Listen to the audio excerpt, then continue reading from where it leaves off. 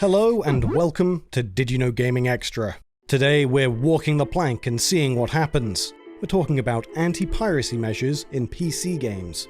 When it comes to piracy, PC games are particularly vulnerable to being taken without payment. Traditionally, pirating a console game involved some form of modifying a system's hardware. In a few cases this wouldn't be too hard, such as with the Dreamcast, but in others it can be a real blockade for those without the technical know-how. However, PC games can typically be pirated by simply replacing a couple of files with patched versions, which can prevent the game from checking whether it was purchased legitimately. This is important, as this process of verifying whether a PC game is legitimate is why these anti-piracy measures we're about to show you exist at all. The first game we're talking about is actually a fairly recent one. Resident Evil 8 had a pretty bizarre case of anti-piracy. Legitimately purchased copies of the game made use of two different forms of DRM, one from Denuvo, as well as Capcom's own anti-piracy code, which sat within Denuvo.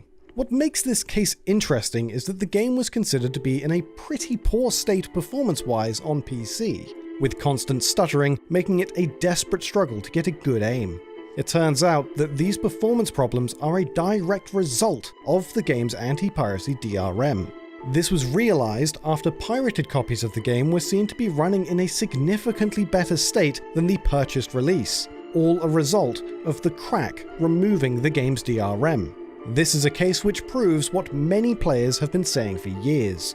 Putting in code which is meant to deter piracy, more often than not, targets and negatively affects actual paying customers, more so than it does for those who will wait for a release group to publish a cracked version of a game online. As a result of the numerous complaints directed at Capcom for their poorly executed protection, the company published an update which fixed the performance issues relating to the game's anti-piracy measures a couple of months after launch, which ended up angering some people further, as it was clearly an obvious issue from the moment the game was released, and Capcom likely knew about it before publication, yet they failed to fix the problem before selling it to customers. Despite knowing that their anti-piracy measures were causing problems for paying customers, it seems Capcom refrained from changing course on preventing piracy, as they possibly saw the first couple of months to be the most profitable, wanting to protect the game from being cracked during the initial hype phase of its release. The main problem with this approach is that it assumes a lack of skill within the piracy scene, which is known to frequently open up impossible-to-crack games in a matter of days. One anti-piracy method that was used by the team over at Facepunch for their massively successful sandbox game, Garry's Mod, was rather smart in not just its execution, but also its purpose. An update to the title resulted in a new error message when trying to boot the game, explaining that it was unable to shade polygon normals, along with a seemingly random error ID. Looking for how to fix this problem, users would post their error messages online in the search for a solution. What they didn't realize, however, was that the error was only turning up for those that pirated the game. And not just that, but the error ID was in fact their Steam ID. As a result, pirates outed themselves directly to the game's developer. Gary Newman, the game's lead, revealed that he'd found thousands of users that had pirated the game. But unlike most companies that equate these users as lost revenue, or introducing DRM as a way to prevent people from pirating the game, Gary felt differently, saying, "It's cool, I've pirated as much as anyone. I owned an Amiga. Did anyone actually buy games for that thing? It isn't meant to be some super DRM. Any DRM you come up with is going to be cracked, so why bother trying to make it hard to crack? Making it uncrackable isn't the motive here. Laughing at them is. I did this for the people that did buy Garry's Mod. They get to point and laugh at pirates. If we leave it easy for people to pirate, we're betraying the people that paid. The legit users need to see you taking steps to make it harder for pirates, or they just end up feeling like they should have saved their money and pirated too. While Garry's Mod prevented the player from booting the game, most games at least give pirates a small taste of what they're missing.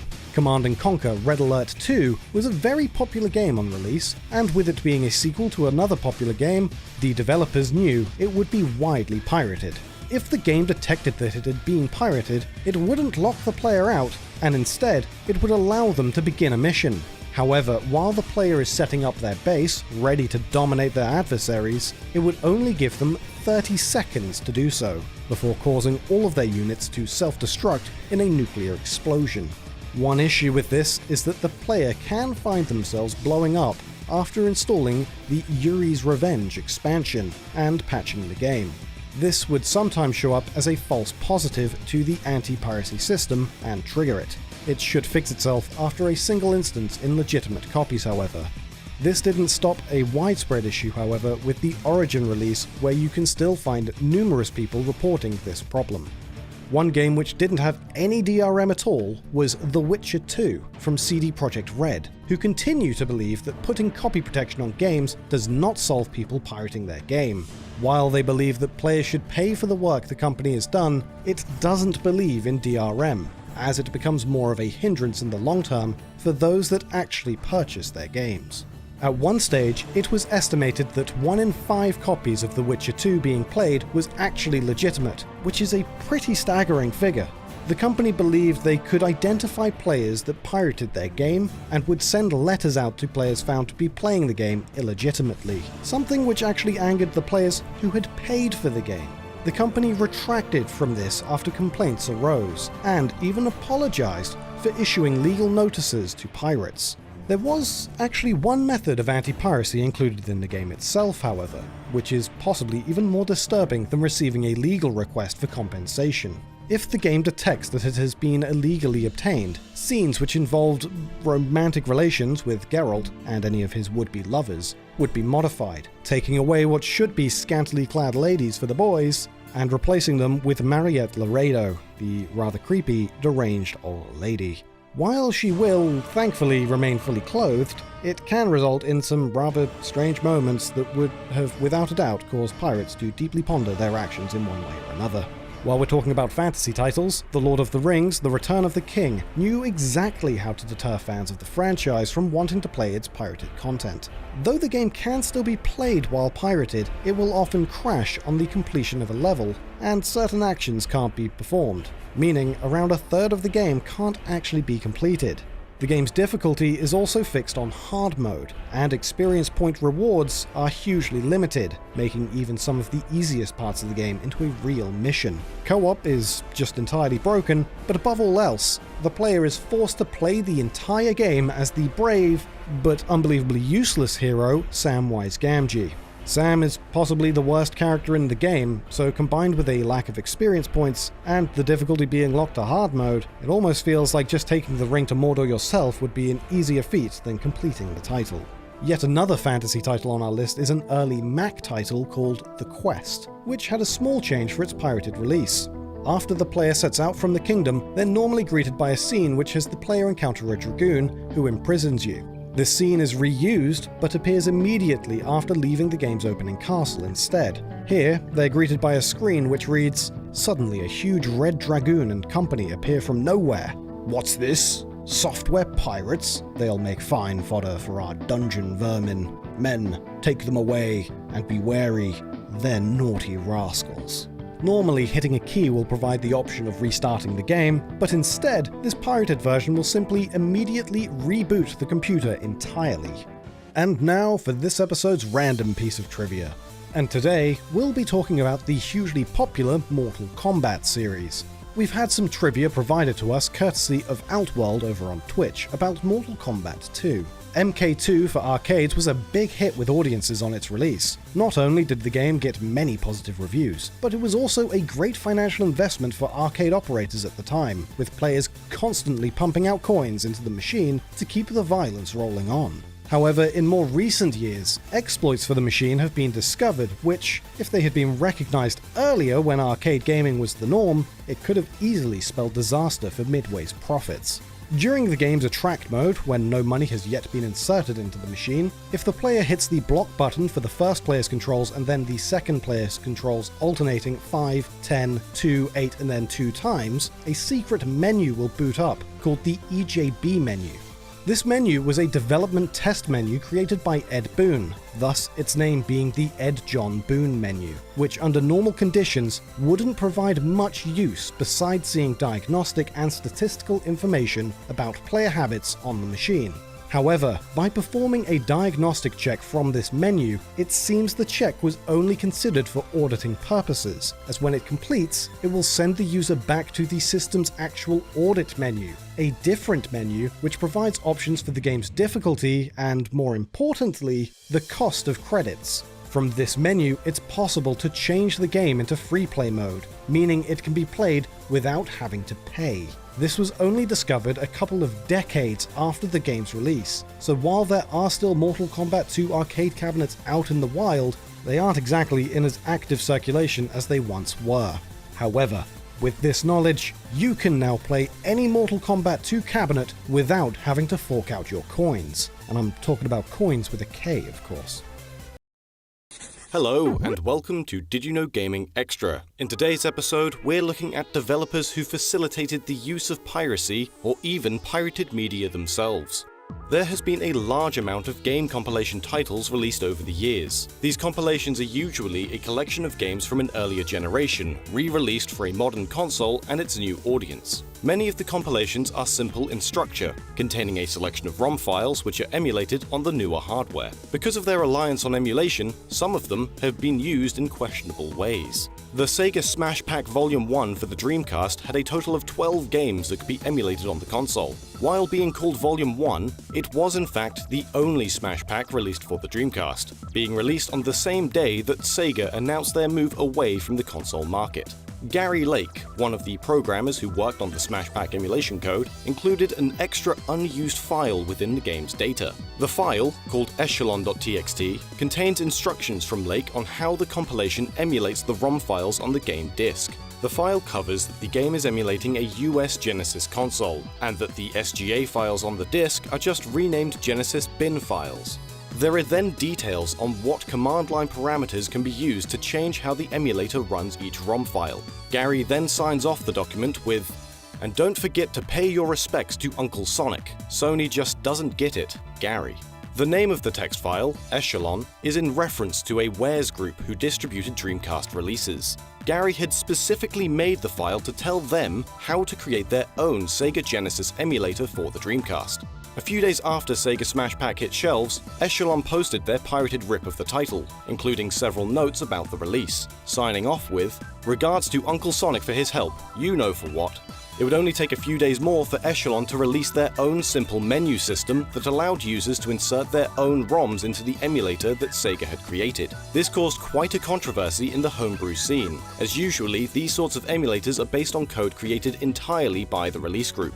Including the Sega-made code would deem their release piracy, as it distributes the intellectual property of Sega. Smash Pack was the last game Gary Lake worked on with Sega, but he continued to work in the games industry. Lake went on to become a technical director at Vivendi Games, EA, Midway, and Capcom, before his current role as VP of Game Technology at Warner Bros. Entertainment.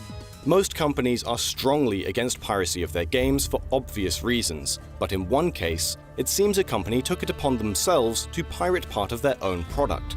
Before making a game about pirates, somebody at Ubisoft illegally downloaded their own soundtrack so that they could give it away to customers who pre-ordered Assassin's Creed Brotherhood. Reddit user PL Ginger pointed out that after the pre-order extras had been uploaded for customers to download, the MP3s supplied for the game's soundtrack had a comment left in their metadata, which read, "Encoded by ARSA 13.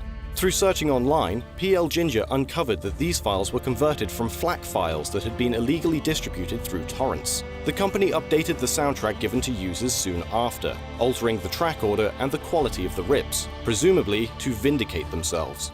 Other developers have taken this concept a step further. Polish game developers Acid Wizard Studio actually uploaded their entire game to the infamous website The Pirate Bay.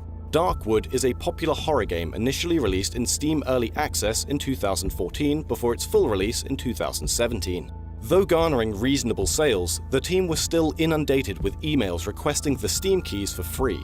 They feared that many of these people were actually just looking for keys to resell on controversial CD key websites like G2A, saying they make it impossible for us to do any giveaways or send keys to people who actually don't have the money to play Darkwood. In a bold move to draw attention to the issue of the game resales as well as to promote themselves, Acid Wizard uploaded their game in full, DRM-free, while also politely requesting that players at least consider buying the game. They wrote, If you don't have the money and want to play the game, we have a safe torrent on the Pirate Bay. We have just one request. If you like Darkwood and want us to continue making games, consider buying it in the future, maybe on a sale, through Steam, GOG, or Humble Store. But please don't buy it through any key reselling site. By doing that, you're just feeding the cancer that is leeching off this industry. We spoke to Acid Wizard programmer Gustav. He told us that there was a visible bump in sales after the torrent was uploaded, and though they did not take any donations, people did their bit by purchasing several copies of the game for friends. Acid Wizard Studio still receive positive messages about the game from people of all walks of life, and consider the situation a win-win. They didn't lose sales, people who couldn't afford the game were able to play it, and it sparked a discussion about the grey market. And now it's time for this episode's random piece of trivia. Today we've picked out some trivia from Relic Entertainment's 2006 PC real-time strategy game, Company of Heroes. The title of the game could actually be a reference to a letter written by a real World War II veteran. Sergeant Mike Ranney of the 101st Airborne Division wrote, I cherish the memories of a question my grandson asked me the other day when he said, Grandpa, were you a hero in the war? Grandpa said no.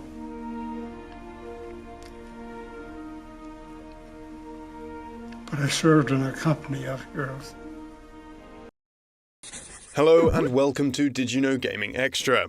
In today's episode we're looking at how developers combated piracy in their games. Piracy is considered a controversial and nuanced topic by many, but to video game developers and publishers it's a fairly cut and dry issue. The gaming industry loses billions of dollars to piracy every year, though many argue these figures have to be taken with a grain of salt, as many pirated downloads wouldn't have ultimately resulted in a sale anyway. One standout example of rampant piracy can be demonstrated with the Nintendo DS in 2009.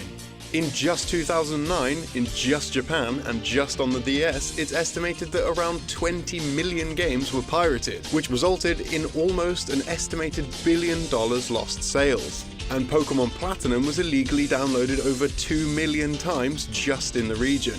With piracy affecting their games, it's understandable why Nintendo began implementing more anti-piracy features in their bigger titles. Pokemon Diamond, Pearl and Platinum had almost no anti-piracy features, but Pokemon Heart Gold and Soul Silver would be a turning point for the series. If the game detects that it's running on unofficial hardware or being played through emulation, battles will become impossible to complete. The fight will begin, but everything on screen will become static besides the player's Pokeballs, which will continuously spin. However, pirates quickly found a way around these measures and the game now runs flawlessly via emulation. Nintendo upped the ante again with Pokemon Black and White, which both have a special infrared communicator within them that isn't found in ordinary DS cartridges. The game would check the status of this infrared communicator at certain points in the game. If there was no response from the communicator, the game would assume it was an illegal copy, as pirated copies of the game wouldn't have this infrared communicator. If the game believes it's an illegal copy, the player's Pokemon would stop gaining experience, limiting progression of the game. The titles would also crash at random points during play. Cheat codes and other hacks were eventually found to enable pirated copies to function properly. Creators of the erotic visual novel Cross Days tried some different tactics to combat piracy. Any copy that was illegally downloaded online came with a Trojan virus disguised as an installer for the game. This install presented a survey to the players asking them for their personal details and would take a screenshot of whatever was on the person's screen at the time. Both this screenshot and the user's personal information would then be posted online for the whole world to see. The only way of getting this taken down was by publicly admitting to illegally downloading the game. Some developers had a more technical approach to anti-piracy. Like most ZX Spectrum games, Jet Set Willy was stored on a cassette tape. Simply making an audio copy of the cassette tape allowed people to easily copy Spectrum games. But Jet Set Willy was one of the first games to come with copy protection, a card with 180 color codes on it. Although the cassette could be duplicated, a code from the card had to be entered before the game began. And at the time, home color reproduction was hard to do. This made copying Jet Set Willy trickier than most Spectrum games. However, means of circumventing the card were quickly found, and featured in the June 1984 issue of the popular UK outlet, Your Computer magazine. Although anti-piracy features can be effective, some game makers have found success in simply asking pirates to support them. Hidden in the files of the 2D Sonic-inspired platformer Freedom Planet is a message from the characters Lilac and Carol. The message is fully voiced in character and attempts to encourage pirates to donate to the developer's official website. Torque's radar says that this game might have been pirated. Yarr, matey. Please help us by donating. Visit freedomplanet.galaxytrail.com/donate to get started. And you can donate as much as you want. Some developers have even tried appealing to a pirate's sense of humor. Pirating the action platformer No Time to Explain results in every character in the game wearing a pirate hat which can't be removed. The pirated version was released by the developers Tiny Build themselves, with the hopes that people would appreciate the joke and purchase the game. In rare situations, a few developers have actually condoned piracy. Hotline Miami 2 was banned from sale in Australia due to a scene where the player enters an adult film set, kills everyone inside, including the people on set who are having relations. In response to the ban, the game's co-designer and programmer, Jonathan Soderstrom, told Australian fans to simply pirate the game if they couldn't get hold of it. Interestingly, the game's publisher, Devolver Digital, came out in support of Soderstrom's comments, and told ScrewAttack.com, "We're big fans of Jonathan and we stand behind him on his support for his fans." And now it's time for this episode's random piece of trivia. Today we're talking about Dragon Ball Z Boo's Fury on the Game Boy Advance. The game has several unused elements within its data. One of the more interesting pieces of unused text are 3 Scouter entries for Android number 13, Android number 14, Android number 15, and Super Android number 13 from the movie Dragon Ball Z Super Android 13. This seems to imply that a scenario with the characters was planned to unfold in the game at some point during development.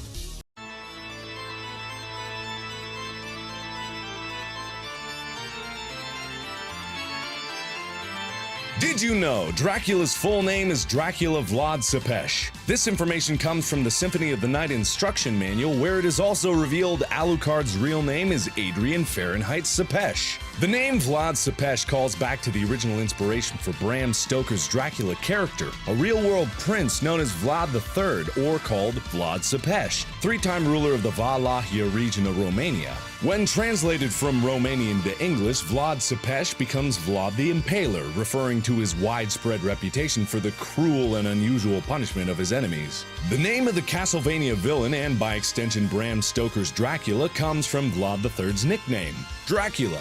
In Romanian, Dracula means son of Dracul, referring to Vlad II Dracul. Diving even further back, the name Dracul was derived from the Latin word Draco, meaning dragon. References to Vlad Tepes can be found in Symphony of the Night itself as well. The one-time use item, Power of Sire, is a magical spell that will kill all enemies on the screen or inflict massive damage to boss characters. If the player looks closely at the background when this item is in use, a portrait of Vlad III Tepes can be seen outlined in a rainbow of colors. The Castlevania games draw inspiration for characters from a diverse range of sources. Some are easily recognized, like Medusa, Frankenstein's monster, and Death, but others require more robust historical knowledge to spot. The Castlevania Bloodlines boss Elizabeth Bartley is likely based on a real Hungarian countess named Elizabeth Bathory. Bathory is the world's most prolific female serial killer, earning her the nickname the Blood Countess. Although she never faced trial, she was accused of murdering hundreds of girls. Some legends even say she bathed in the blood of virgins, believing it would help her retain her youth. The Castlevania 64 boss Tighe is named after the French army leader who fought alongside Joan of Arc.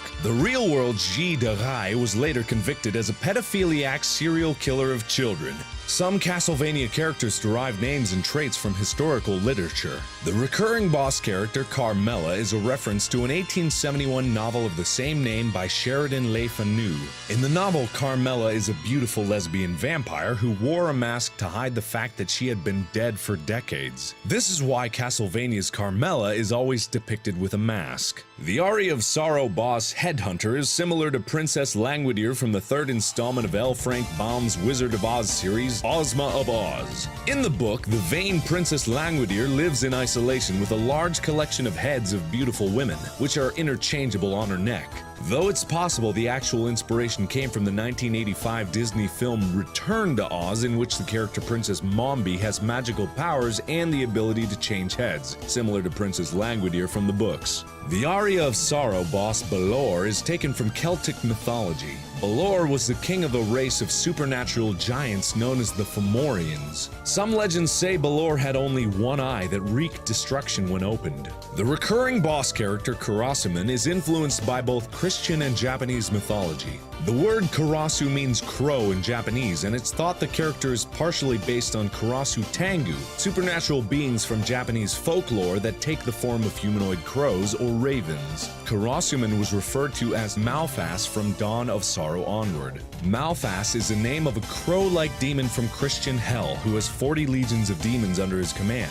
The Symphony of the Night boss Gran Falloon is named after a concept from a 1963 novel called Cat's Cradle by Kurt Vonnegut. In the novel, a Gran Falloon is a satirical reference to a group of hive-minded people who share a similar belief. The group is described by Vonnegut as a proud and meaningless association of human beings. The Gran Falloon in Castlevania would be a literal representation of this idea. The Japanese version and English localizations after Symphony of the Night refer to this boss as simply Legion. It's not just the boss characters that come from history and folklore. Random grunt enemies also have interesting origins. The bitterfly enemies from Symphony of the Night are referred to as konkons in Japan.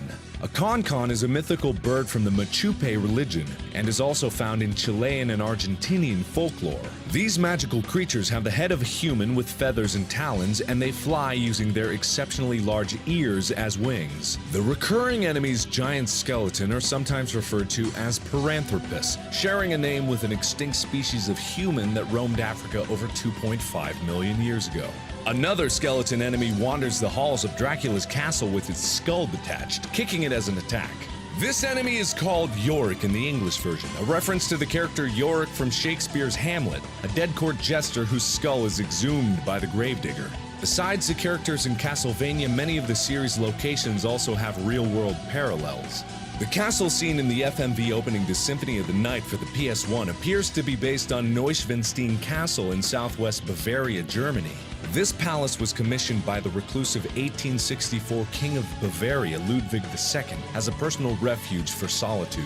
The castle depicted on the Japanese cover of Castlevania 3 and the American cover art for Symphony of the Night is based on Mont Saint-Michel Abbey, located off the coast of Normandy, France. The abbey was built upon a rocky islet founded in the year 708. The cover art of Castlevania Dracula X features a fortress inspired by another real-world castle, Bran Castle, located in Romania. The in-game graphics feature a different castle, however.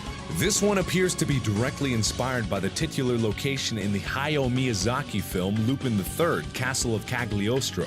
Castles weren't the only features in Castlevania artwork influenced by outside sources. The pose Simon Belmont is seen taking on the original cover for Castlevania appears to have been inspired by a painting called The Norseman by American fantasy artist Frank Frazetta. The cover art for Castlevania 2 also drew inspiration from unrelated artwork. The background depicts Dracula posing in a manner that appears to have been based on a vampiric figure from the cover of the Dungeons & Dragons Ravenloft module. The background image of Dracula was removed from the European release of the game, possibly due to copyright concerns.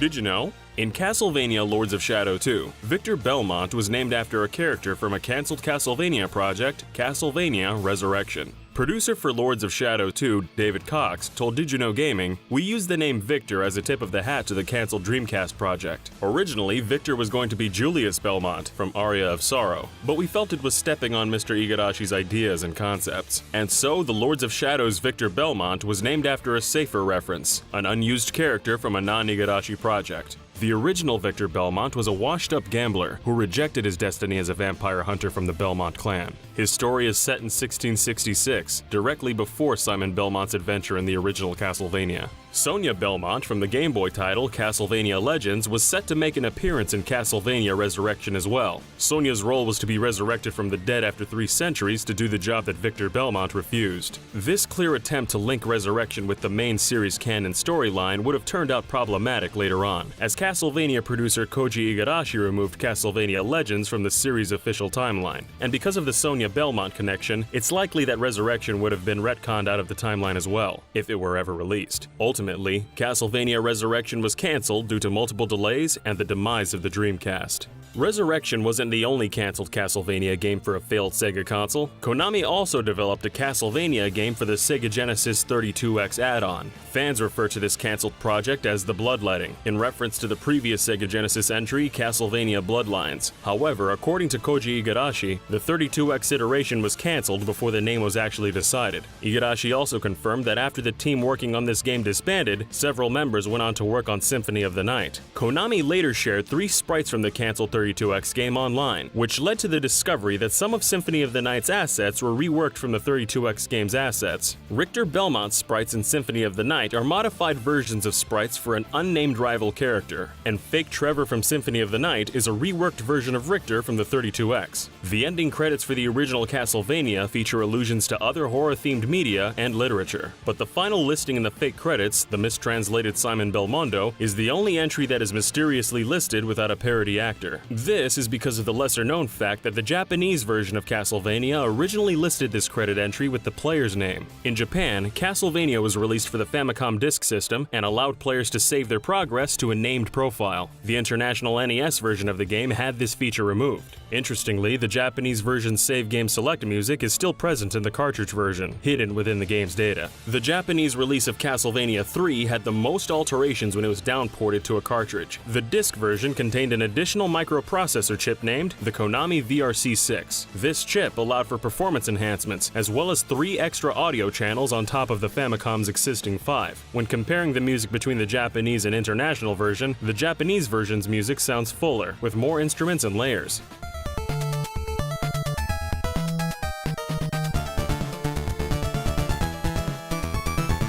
When it came to Castlevania 3, alterations to the game's international version were due to censorship. However, this was mostly relegated to nude statues. Surprisingly, much of the religious imagery remains largely the same, despite Nintendo of America's strict policy on religious content. The official Castlevania timeline was originally created as private reference material for the developers of Symphony of the Night, but it slowly evolved into an officially recognized chronology. Koji Igarashi once stated that he actually regrets establishing the series timeline to begin with. In an interview with Wired.com, Igarashi said, "Since Dracula only appears every 100 years, we made the whole timeline and ran out of places to put in another game. I made the timeline, but I shouldn't have actually released it, because now it's all official. That was a bad decision." This is why the 2013 Lords of Shadow saga is set in an entirely separate universe from the original Castlevania timeline. Lords of Shadow producer David Cox told VideoGamer.com, "We didn't want to follow the timeline because we felt it would put us in a bit of a box in terms of what we could do creatively. We didn't want to be in that box." It also makes sense the story is separate from the main series, as the Lords of Shadows games were developed in Spain instead of Japan. The influences on Lords of Shadows are also different. Instead of the anime-style look and feel of the Japanese games, the Spanish take on the series was heavily inspired by the work of Mexican filmmaker Guillermo del Toro. Hideo Kojima of Metal Gear fame also had a tremendous impact on the Lords of Shadows series. Kojima provided valuable feedback on some design elements and also handled the Japanese localization of the game. He brought in many of the same voice actors from the Metal Gear series for the Japanese dub, and even voiced the Chupacabra himself. Even though Lords of Shadows was made in a different country, Koji Igarashi was actively involved in the development of Lords of Shadows. He lent support and advice, both technical advice and advice on the story. David Cox once mentioned what it was like when Igarashi would check on the project. He said, "You gotta make sure that the quality of what you deliver is very, very high. You're constantly saying to yourself, is that really good enough? Is that really gonna be good enough?" It's funny because sometimes you think, no, he's not gonna like that, and he loves it. And then other times you think, check this out, it's amazing, and you'll go, don't know. Despite being unpopular with a vocal group of fans, according to Konami, Lords of Shadows was the single most successful Castlevania title in the history of the series. That said, the series has always been popular and has actually been referenced multiple times in other media. One example of this is a Yu-Gi-Oh card called Vampire Hunter. Not only can the Castlevania castle be seen in the art's background, but the card's name in Japan is Vampire Killer, the name of a whip passed down through the Belmont family. A reference to Castlevania also made it into the Game of Thrones episode and now his watches ended. Creator of the Dothraki and Valyrian languages, David J. Peterson, secretly referenced Castlevania in Daenerys Targaryen's dialogue. Peterson told Vulture.com, "This one's funny, the word for chain is Belmont. That's clearly a shout out to Simon's Quest. In Castlevania 2 Simon's Quest, Simon Belmont can eventually upgrade his leather whip into a chain whip."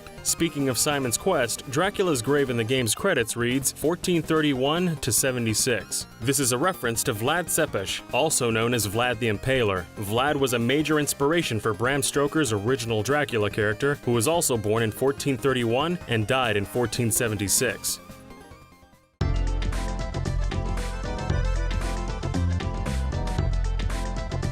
Did you know? The original design of Bomberman was very different to what we see in the games. The first two titles in the franchise, Bomberman and 3D Bomberman, feature a human character donning suspenders and a bowler hat. While these games didn't originally release in Western countries, a censored version of Bomberman was published as Eric and the Floaters in Europe. However, for the 1985 Famicom release, Bomberman's design was changed to that of a robot. This may have been done to save money, as the sprite for the White Bomber was a reused asset from 1984's Lode Runner. This is probably because the Famicom port of Bomberman was created in a mere 72 hours. Game developer Shinichi Nakamoto took the concept of the original game and updated it for Nintendo's console in a single marathon development session. Nakamoto was known for chewing a lot of gum. He eventually ran out in these 72 hours and resorted to chewing on pencils until the end of development. Bomberman went on to sell nearly 1 million copies on the NES, which was an unprecedented success for Hudson. Because of the reused Lode Runner assets, the ending of Bomberman may suggest it's a prequel to Lode Runner. In the NES original manual, it stated that one day Bomberman heard a rumor that if a robot were to escape the underground compound and make it to the surface, they would become human. This is supported by the North American and Japanese versions of the game. Once completed, the English game states the player succeeded in helping Bomberman become a human, and that they might recognize him in a future game. The Japanese version is a little less subtle, with the ending text being, "Congratulations, Bomberman becomes runner. See you again in Lode Runner." The concept of these two titles being connected was dropped after the initial games, as developer Hudson Soft wanted to separate the universes. But in 2006, this concept was revisited in Bomberman Act Zero for the Xbox 360. Act Zero contains a more modern approach to the franchise, but has many parallels to the original one. Both took place in an underground factory where the titular character was fighting to get to the surface. The Nintendo 64's Bomberman Hero was initially going to be a new entry in the Bonk franchise. The Bonk series is known as the Genjin series in Japan, and according to Bonk developers Shoichi Yoshikawa's official website, a game called Ultra Genjin was in development for the Nintendo 64. After production was halted on Ultra Genjin, it was reworked into Bomberman Hero. This may explain why Bomberman Hero was one of the only games in the franchise which allowed the player to jump. Bomberman Hero's story may have also been based on Star Wars: A New Hope. The antagonists, the Garadan Empire, are based on a giant spherical space station similar to the Death Star. The lead female character, Princess Million, is captured by the Empire while carrying important data, but smuggles it out via a robot. This robot then encounters Bomberman in the middle of a desert while seeking assistance. Later in the game, Princess Million is found laying in the exact same pose as Princess Leia when she was in the Empire cells. And, likely as a reference to Empire Strikes Back, the robot is held captive and turned to stone. As well as having references in his own games, Bomberman has made cameo appearances in other franchises. Bomberman appears in the Japanese-exclusive Dream Mix TV World Fighters as a playable character. He appears alongside Metal Gear's Solid Snake, Castlevania's Simon Belmont, and even Optimus Prime in a 4-player fighter similar to the Super Smash Bros. Games.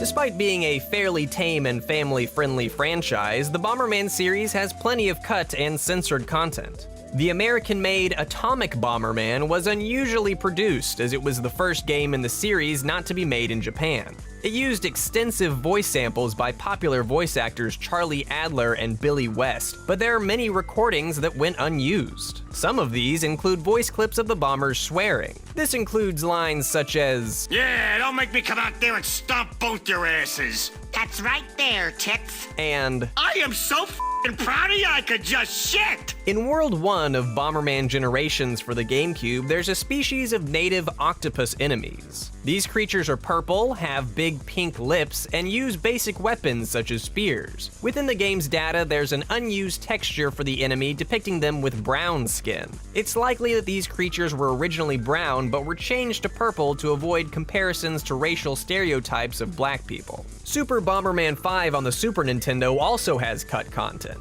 The game had a 10th playable character named Subordinate Bomber that was cut for unknown reasons. However, they can still be used by hacking the game, and they're even fully animated. The fate of the Bomberman franchise seems to be up in the air, and the frequency of game releases has diminished since Hudson was acquired by Konami in 2011. In a 2007 interview with Gamasutra, a straining relationship could already be seen between Hudson Japan and Konami US. This was alluded to by then Hudson president John Grainer and marketing director John Lee. The two were asked how they felt about Bomberman Act Zero's largely negative reception and poor sales. Grainer believed that poor communication between Hudson and Konami US was the cause, and that Konami should have focused their marketing on the game's multiplayer.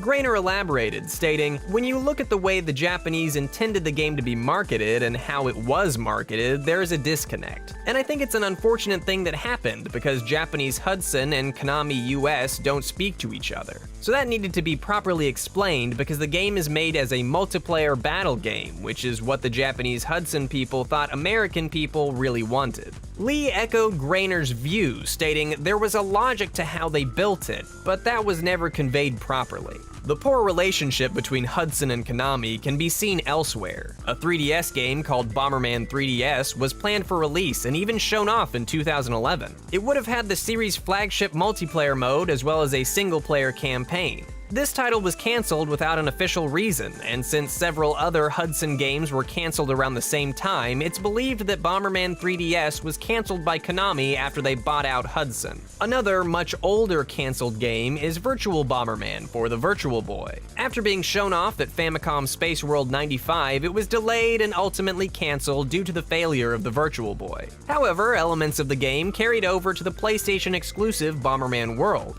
This includes a few of the animal partners and mechs from promotional artwork. The most notable reused element comes from the mysterious character God Bomber. While different in overall appearance, the God Bomber in Virtual Bomberman and Bomberman World share the same name and even the same emblem on their helmets. Hello and welcome to Did You Know Gaming Extra.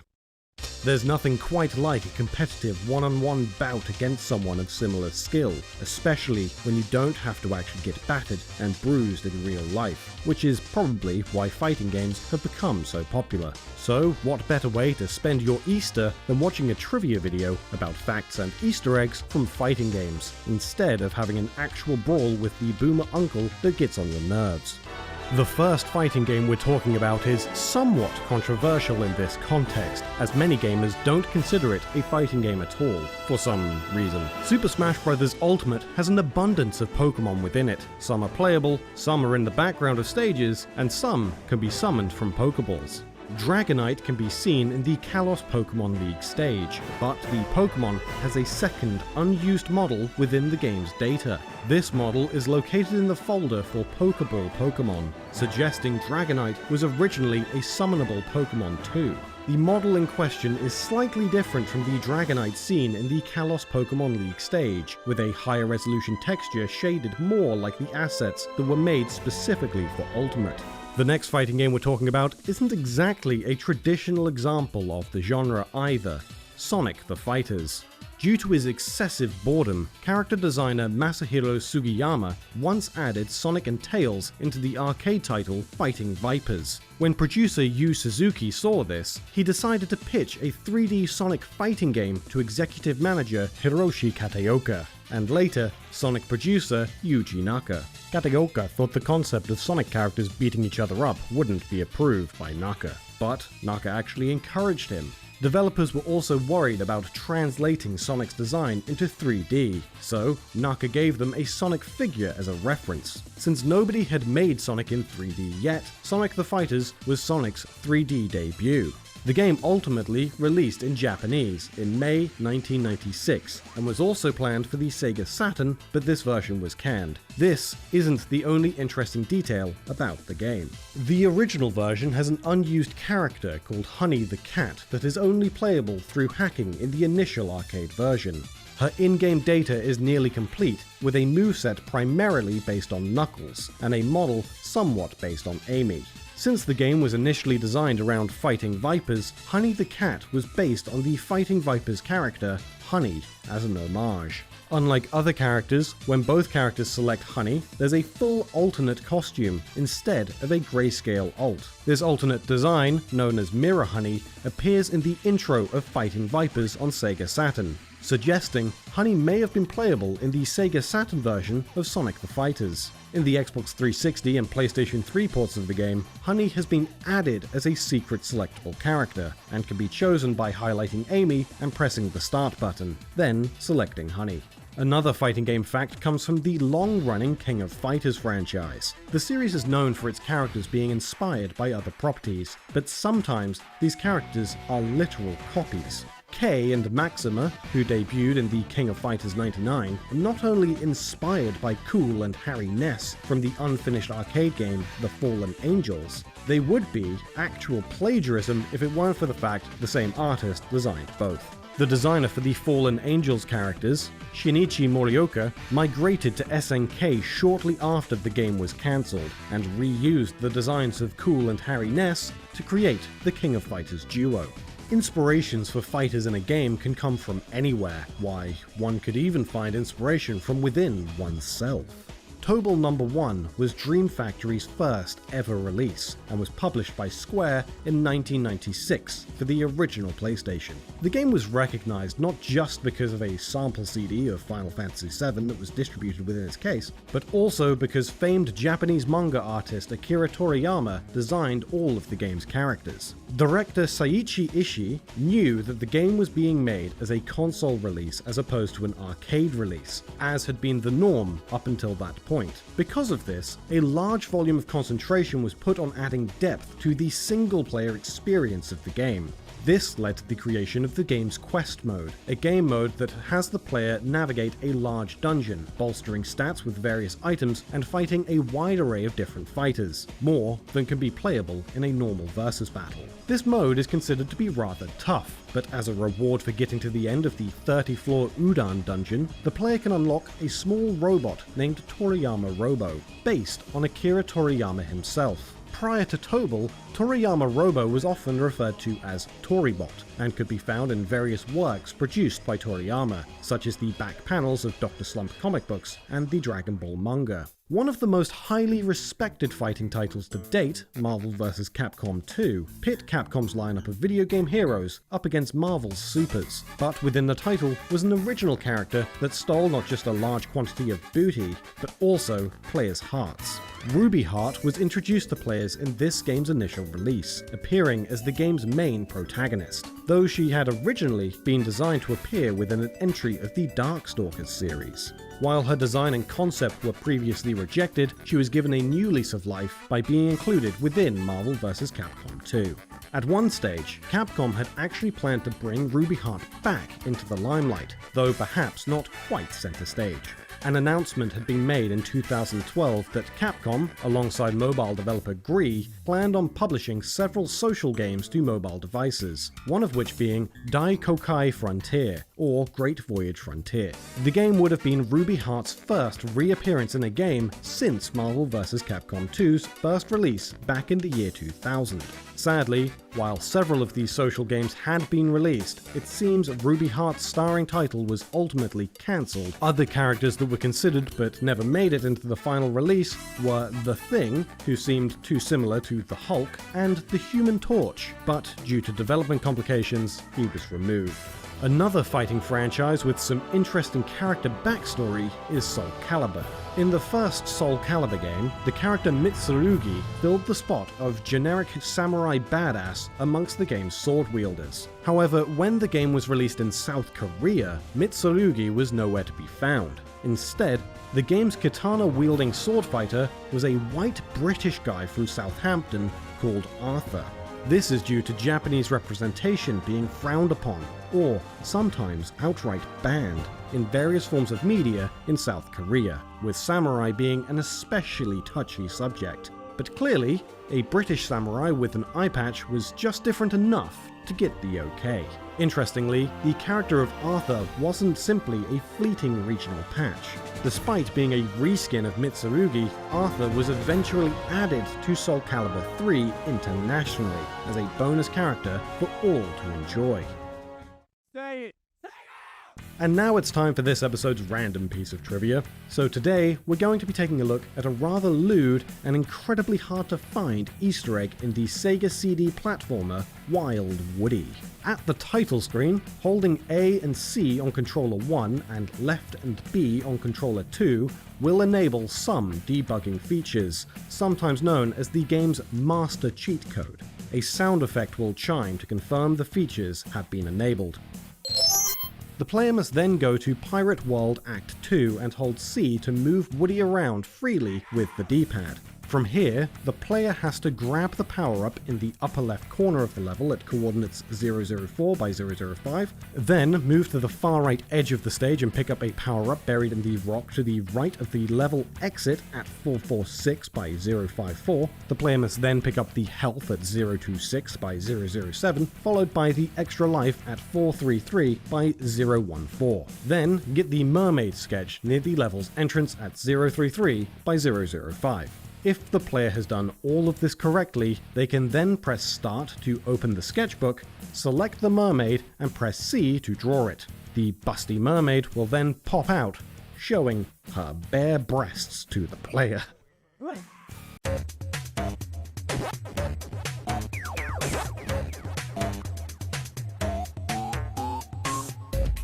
Did you know Pac-Man's name was inspired by the Japanese onomatopoeia paku paku, a sound that, when spoken, forces a mouth to open and close in rapid succession, much like Pac-Man himself. Pac-Man was created in 1979 by a team of 10 at Namco, led by Toru Iwatani. Iwatani wanted to create a game that would appeal to a broader audience than what was available at the time. Iwatani has stated, all of the computer games available at the time were the violent type, war games, and Space Invader types. There were no games that everybody could enjoy, and especially none for women. I wanted to come up with a comical game that women could enjoy. This led the development team to include cute creatures and relatable things like eating. Pac-Man's design was partially inspired by the rounding of the Japanese symbol for mouth, and also by the shape of a pizza that is missing a slice. The original Pac-Man arcade cabinet was released in Japan in 1980 with the name Pac-Man, which is said to be because of his hockey puck-shaped design. This name was changed when the arcade machine was brought to the West out of fear the logo would be vandalised to spell an obscenity by changing the P to an F. While planning for an international release, Namco originally contacted Atari to work out a distribution deal for the United States. Atari reportedly turned down the offer because they thought the game was too easy. So instead, Pac-Man was licensed by Midway, where it quickly became one of their most popular titles. Midway's alteration to the original Japanese version contained a series of awkward translations that potentially put English-speaking gamers at a disadvantage. The original Japanese version listed personality traits for the ghosts that were meant to indicate each enemy's unique behaviour. For instance, the red ghost chases Pac-Man, the pink and blue enemies try to position themselves in front of Pac-Man, and the orange ghost chases Pac-Man most of the time but moves towards the lower left corner when it gets close. As such, the Japanese personalities listed were Chaser, Ambusher, Fickle, and Stupid. In the English translation, however, these personalities are discarded and replaced with Shadow, Speedy, Bashful, and Pokey. Because of this, many Western players assumed the enemies moved randomly and were not aware they could plan their movements based on the colour of the ghosts. The original Pac-Man is regarded as the most influential game of all time. For one, it was the first video game to feature power-ups. Iwatani stated this concept was borrowed from Popeye the Sailor Man, a character that becomes much more powerful after eating a can of spinach. Pac-Man was also the first game to feature cutscenes in between gameplay. According to the Davy Brown Index, Pac-Man has the highest brand awareness of any video game character, recognised by 94% of American consumers. The arcade machine is included as part of a collection in the Smithsonian Institution in Washington, D.C., as well as the New York's Museum of Modern Art. In 1982, the books Mastering Pac-Man and How to Win at Pac-Man were both in the New York Times bestseller list. Interestingly enough, though, it's not actually possible to win Pac-Man in the traditional sense. The game has no ending programs and simply increases in speed after each level. After the 256th level, the game is broken by a glitch that makes it impossible to continue. In 1999, the highest possible score of 3,333,360 points was finally reached over the course of 6 hours by professional gamer Billy Mitchell. The Pac-Man series shows no sign of declining in popularity. In 2010, Google celebrated the 30th anniversary of Pac-Man by creating a small playable version of the original game to temporarily replace the website's logo. It's thought that 505 million unique users were active on Google.com on the day the Pac-Man logo went live. Because so many people played the game at work, it's estimated a loss in productivity cost the economy over $120 million.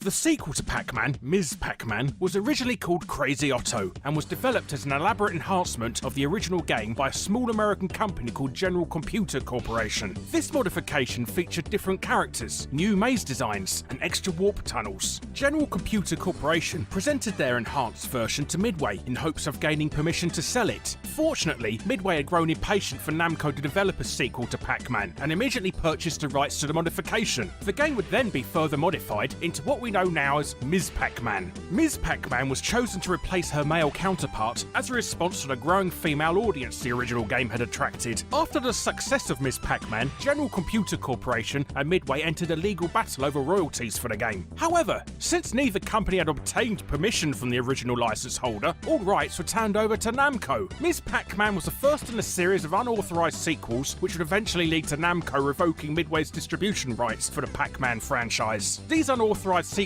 were Pac-Man Plus, Baby Pac-Man, Junior Pac-Man, and Professor Pac-Man. Midway wasn't the only company in the business of making Pac-Man clones. Pac-Man was one of the most unofficially copied titles in the early 80s, and it's estimated that the combined sales of all counterfeit machines matched the sales of the official machine. Some notable rip-offs of Pac-Man include Hangly Man, Piranha, Lock and Chase, and Snapper, among others. One Pac-Man clone for the Magnavox Odyssey 2, known as Casey Munchkin, was responsible for a legal dispute that established how US copyright law would apply to the look and feel of computer software. Pac-Man was one of the best-selling franchises for its publisher Midway, but despite this, Toru Iwatani sadly never received much attention for creating this popular game. A rumour spread that Iwatani left the industry after receiving a $3,500 bonus for creating one of the most lucrative video games to date. These rumours are untrue. However, in an interview for the publication The Ultimate History of Video Games, Iwatani stated, "I don't recall receiving anything special, although I am told I received recognition in my semi-annual bonus." Even though his bonus was nothing worth mentioning, Iwatani didn't leave Namco. He was later assigned as General Manager of Research and Development.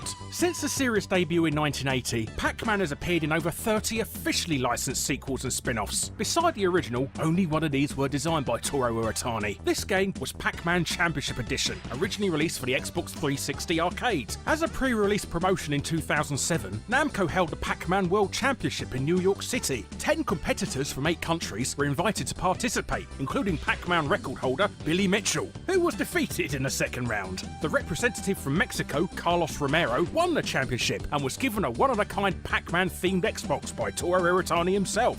While handing over the prize, Iwatani told Romero, "Please do not utilize eBay or you'll have all of Microsoft as your enemy." Iwatani retired after the release of Pac-Man Championship Edition, making it the last game he ever designed.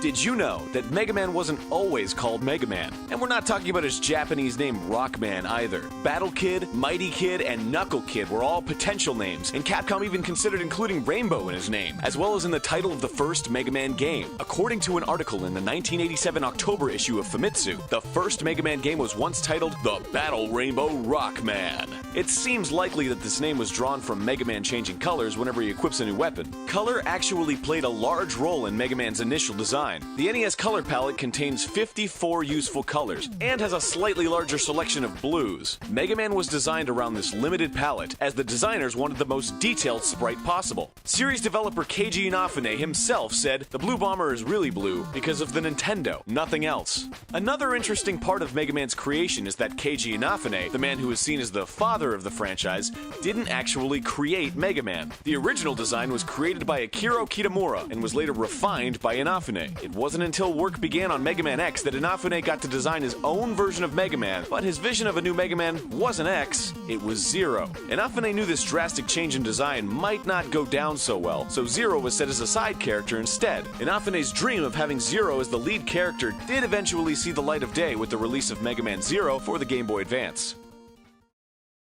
Mega Man's Dr. Light and Dr. Wily's full names are Dr. Thomas Light and Dr. Albert Wily, after Thomas Edison and Albert Einstein. They even share some likenesses, although Dr. Light was apparently based on Santa Claus.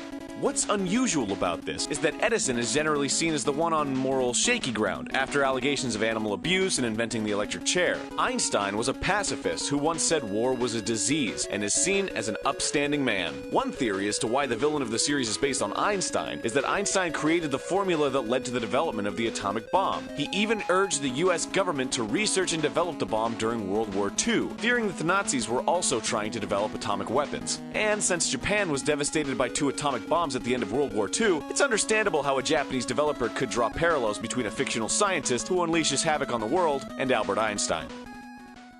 In the North American localization of Mega Man X5, the 8 bosses are references to the band Guns N' Roses. Interestingly, the Japanese names have nothing to do with the band, and Capcom had nothing to do with this homage. The names were changed by translator Allison Court. She made these references for her then husband, who was a fan of Guns N' Roses. Allison had next to no knowledge of Mega Man, and just by chance happened to put a musical reference into a series already full of them.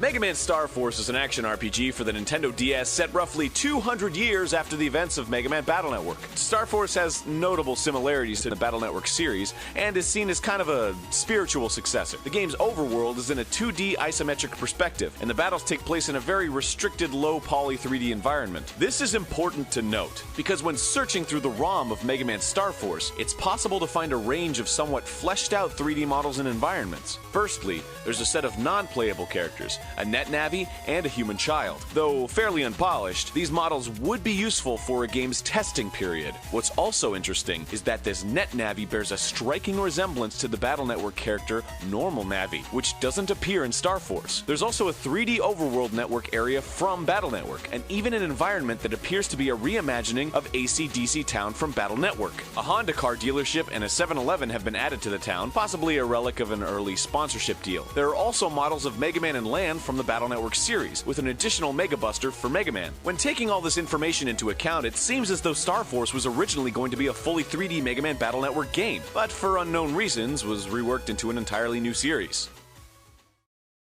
Mega Man games have many alterations between the English and Japanese versions, but they aren't all simple differences in translation. Oil Man, one of the robot masters from the Mega Man remake Mega Man Powered Up, was changed due to controversy surrounding his design. He was black with big peach-colored lips. This was seen as a racial stereotype of black people. His design was changed so his body was dark blue with yellow lips outside of Japan. The Mega Man comics had their own redesign, where Oil Man would cover up his face with his scarf. There's another occurrence of censorship and localizations of the Mega Man games. When Reploids are destroyed with a non-buster weapon in Japanese versions of the Mega Man Zero games, blood can be seen bursting out of them. The blood was removed from every non-Japanese version of the games, but oddly didn't affect the game's rating in Japan. All games in the series were classified as Zero All, which is comparable to the ESRB's E for Everyone rating.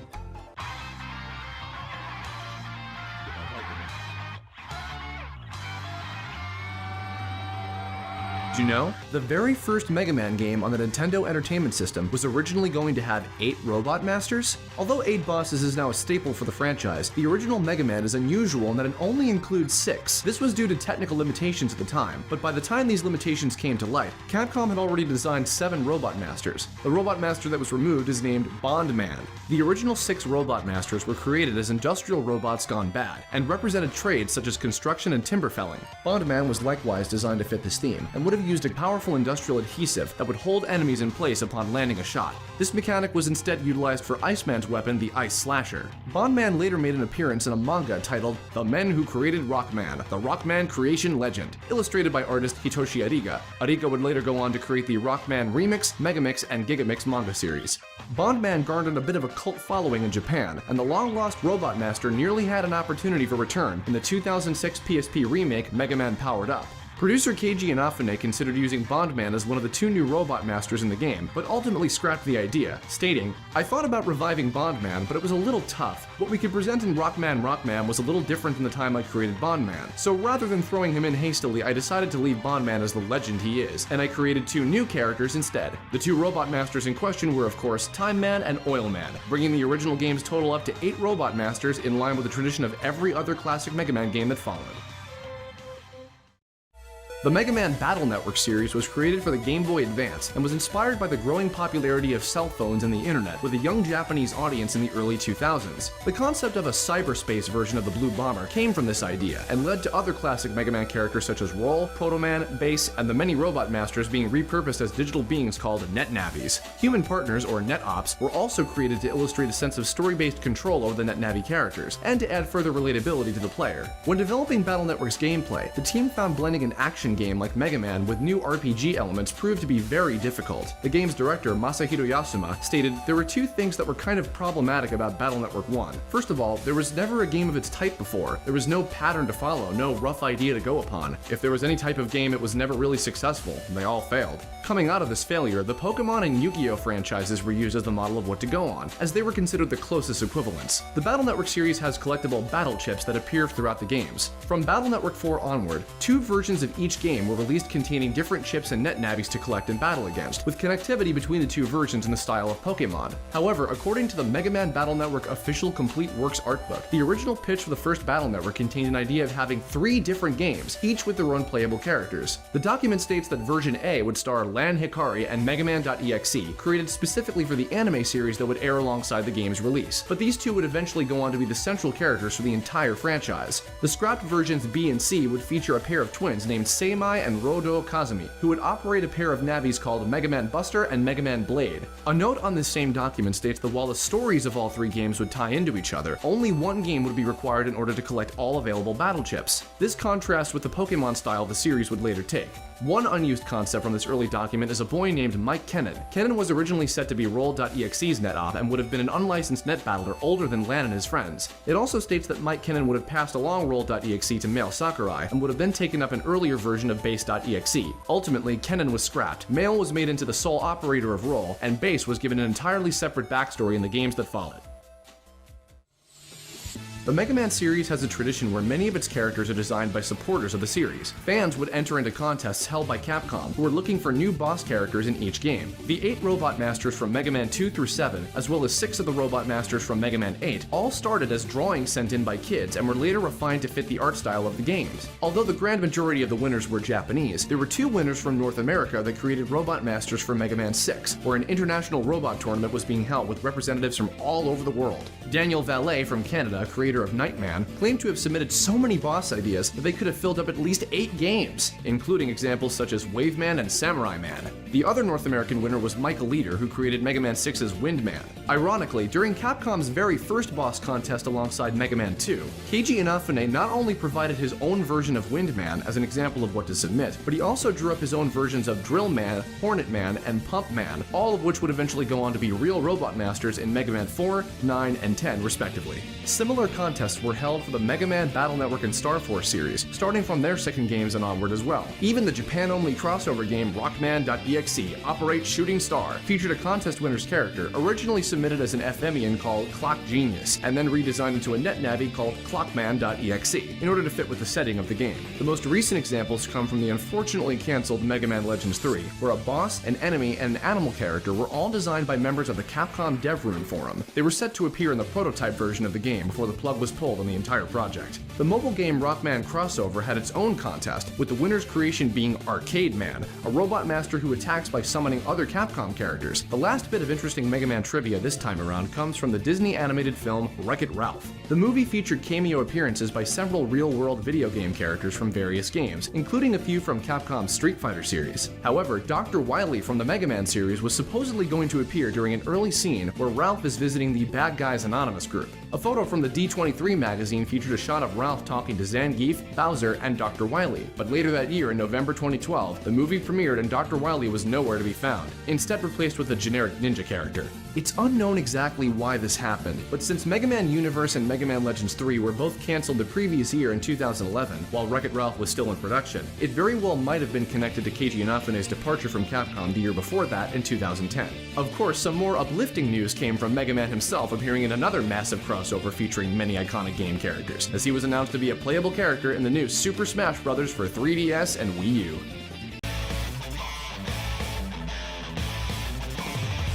Did you know? After seeing the two Xenoverse titles sell over 8 million copies combined, Bandai Namco knew for certain that the market was still massive for Dragon Ball games. While the Xenoverse games have various RPG elements and are geared to a more broader audience, for fighters, the company would go in a slightly different direction. Bandai Namco once again wanted to challenge themselves by taking the iconic Dragon Ball characters that we've all loved for decades and put them in a more competitive fighting environment. The game's developer, Arc System Works, was the perfect fit for what they wanted because very few companies know competitive fighting games quite like Arc System Works, and they actually did collaborate with Bandai on the Dragon Ball franchise in the past. They developed Dragon Ball Z Supersonic Warriors and more recently Extreme Butoden on the 3DS. During that time they were working on Butoden, producer Tomoko Hiroki wanted the next title to be a full-on hardcore fighter, and she'd seen what Arc System Works was doing with the Guilty Gear series at that time, so she approached Arc with her idea and they jumped at the chance to make this title. The team already had several other projects in the pipeline, but they shuffled things around to squeeze the game into their workload. When looking for a director to helm the project, one name brought up was Junya Motomura. Motomura had prior experience with the series, having directed Supersonic Warriors. He was also the lead designer and character modeler for several Blaze Blue and Guilty Gear games, making him the perfect fit for director. Guilty Gear served as an inspiration to fighters in several ways, most notably its art direction.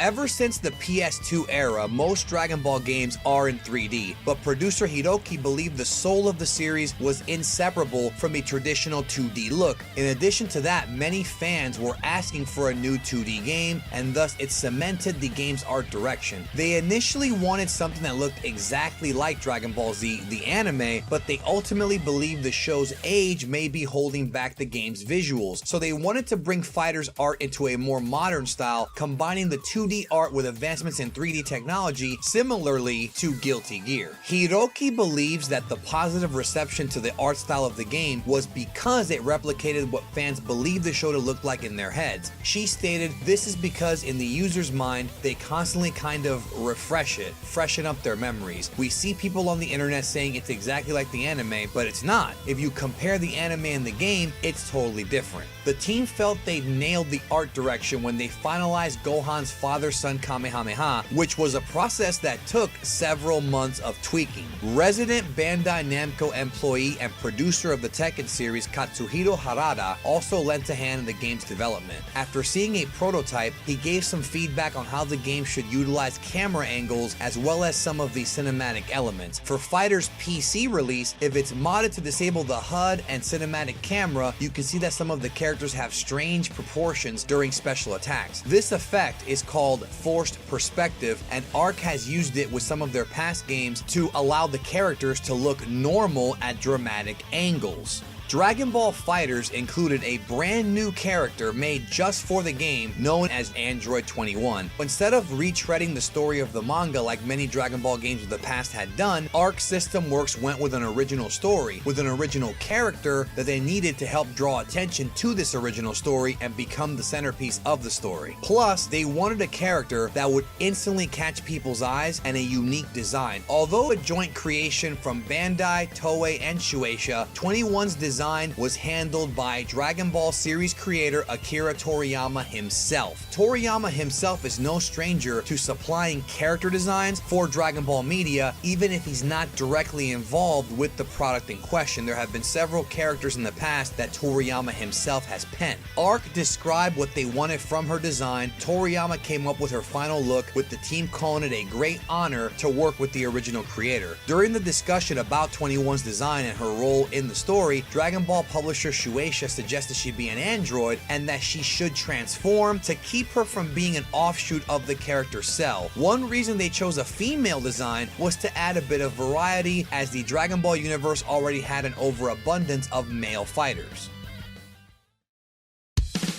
A press release that would officially announce the game was scheduled for June 12th, but was accidentally posted on Bandai's website 3 days earlier. Titled Dragon Ball Fighters with an S, in the press release, an official logo for the game was found shortly after, naming it Dragon Ball Fighters with a Z. The name Dragon Ball Fighters was originally just going to be a code name, with Bandai hoping to find something with a nice ring to it later on. Some of the proposed names that were talked about during this time included Dragon Ball Rising and a reuse of the Butoden name as a tribute to earlier Dragon Ball fighting games. Hiroki said they chose the Z as the last letter of the alphabet, and they wanted to drive home the ultimate end-all aspect of the game. This, of course, would be coupled with the fact that the letter Z already had strong ties to the Dragon Ball name for several decades. Since the announcement of the game, buzz has been very high. Fighters is one of the fastest selling Dragon Ball games in history, shipping out over 2 million copies in only 5 days. Within the first week of its release, people were so quick to data mine the game and found many files that hinted at future content within the game, like DLC or maybe things that were cut out of the game before the final version. In the game's files for future Trunks, the Sword of Hope from the Zamasu arc of Dragon Ball Super was found fully modeled. Initially going unused, fans speculated that Zamasu would be added as a playable character, which indeed did happen a few months later through DLC. The sword itself is used in both future Trunks and Zamasu's dramatic finish attacks. Speaking of Zamasu, there's actually an interesting secret about Zamasu's English voice actor that ties into Dragon Ball Fighters. The English dub of Dragon Ball Super credits Zamasu's voice actor as David Gray. However, many suspect that this is a pseudonym used to hide the real identity of the actor. Despite having the exact same voice, the credits in Fighters list Zamasu's voice actor as Sam Magisters, adding to the confusion. Sam Magisters is an anagram of James Marsters, an actor who already has ties to Dragon Ball. Marsters is a longtime fan of the franchise and actually portrayed King Piccolo in the universally panned Dragon Ball Evolution live-action movie. Although using a pseudonym here might seem a bit strange to some, it's not uncommon for voice actors to use aliases and fake names. It's a common practice that avoids complications with acting unions, and it allows the actors to work around having exclusivity contracts. Dragon Ball Fighters has many secrets and Easter eggs, most of which come in the form of the game's dramatic finishes, which often reference iconic moments in the series. For example, the character Yamcha has a special finish when facing Nappa on the Rocky Field stage, referencing a battle during Z's Saiyan saga. The death of Yamcha at the hands of the Cyberman has become an inside joke and a meme among fans, as it demonstrates Yamcha's lack of power compared to other fighters. However, players can turn the tables on Nappa in Fighters, recreating the original scene with Nappa taking Yamcha's place, so that's a W for the Desert Bandit. Fighters also has character-specific quotes at the end of matches, one of which was changed just days before the game's release. In a victory against Gohan, Goku would say, "Gohan, you've gotten a lot stronger. That makes me proud." Finally, this received a fair amount of backlash from fans, as it gave the impression Goku was never proud of his son's accomplishments, and fans should be aware that the line is not in the original Japanese and was changed for the localization. Piccolo, on the other hand, had a much less backhanded statement, which fueled the joke in the fandom that implies that Piccolo's a better father than Goku ever was. The line was changed to remove the word "finally" by the time of Fighters' release.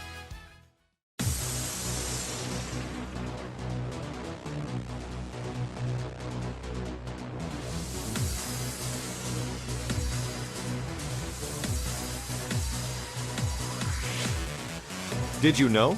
The original Street Fighter game was produced and directed by Takahashi Nishiyama and planned by Hiroshi Matsumoto. These two men left Capcom after working on Street Fighter and joined SNK, where they designed both the Fatal Fury and the Art of Fighting series. The cast of the original Street Fighter was partly designed by Mega Man creator Keiji Inafune, a job that would serve as his break into the video game industry. The designs for Ryu and Sagat were heavily influenced by characters from a 1977 Japanese manga, Karate Baka Ichidai. They were inspired by the characters Yoshiji Soeno, a karate master, and Reba, known in the manga as the Dark Lord of Muay Thai. Ryu's backstory borrows from the legends surrounding real-world karate master Matsutatsu Oyama. Oyama is famous for his mysterious origins and his rigorous training regimen, which includes activities like isolating himself in the mountains, practicing under icy waterfalls, and competing in 100-man tournaments. Ryu and Ken can also be seen as evolutions of the characters from 1984's Karate Champ.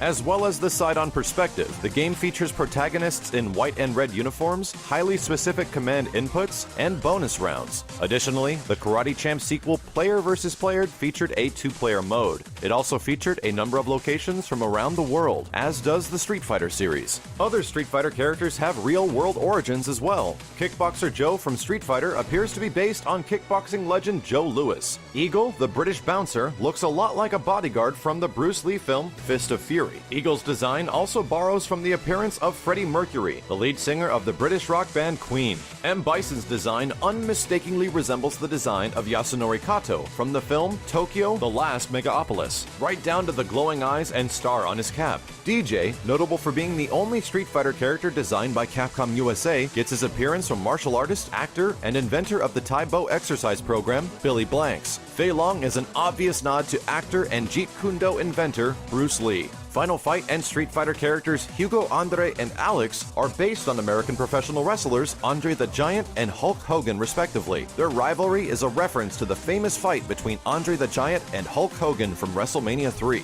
The Street Fighter II boss character Balrog has a complicated history internationally. Street Fighter IV assistant producer Natsuki Shiozawa once stated on the series' official blog that the Street Fighter I character Mike and the Street Fighter II's character Balrog are likely the same person. Both are heavyweight boxers that share likeness in both name and appearance with American former heavyweight champion Mike Tyson. In Japan, Balrog is known as Mike Bison. Out of fear of legal action from Mike Tyson, Capcom changed and rearranged a few character names when Street Fighter II was localized for the United States. The name M. Bison was given to the final boss character formerly known as Vega in Japan. The name Vega was then shifted to the Spanish bullfighter assassin character known as Balrog in Japan. The unusual connection between these three characters was referenced in the small airfield stage in Street Fighter IV. A plane can be seen in the background with Balrog visible in the doorway. If Balrog is participating in the fight, Vega will appear in the door on the plane instead, and if both Balrog and Vega are fighting, M. Bison will appear. To prevent confusion in competition amongst international players, the common names for these characters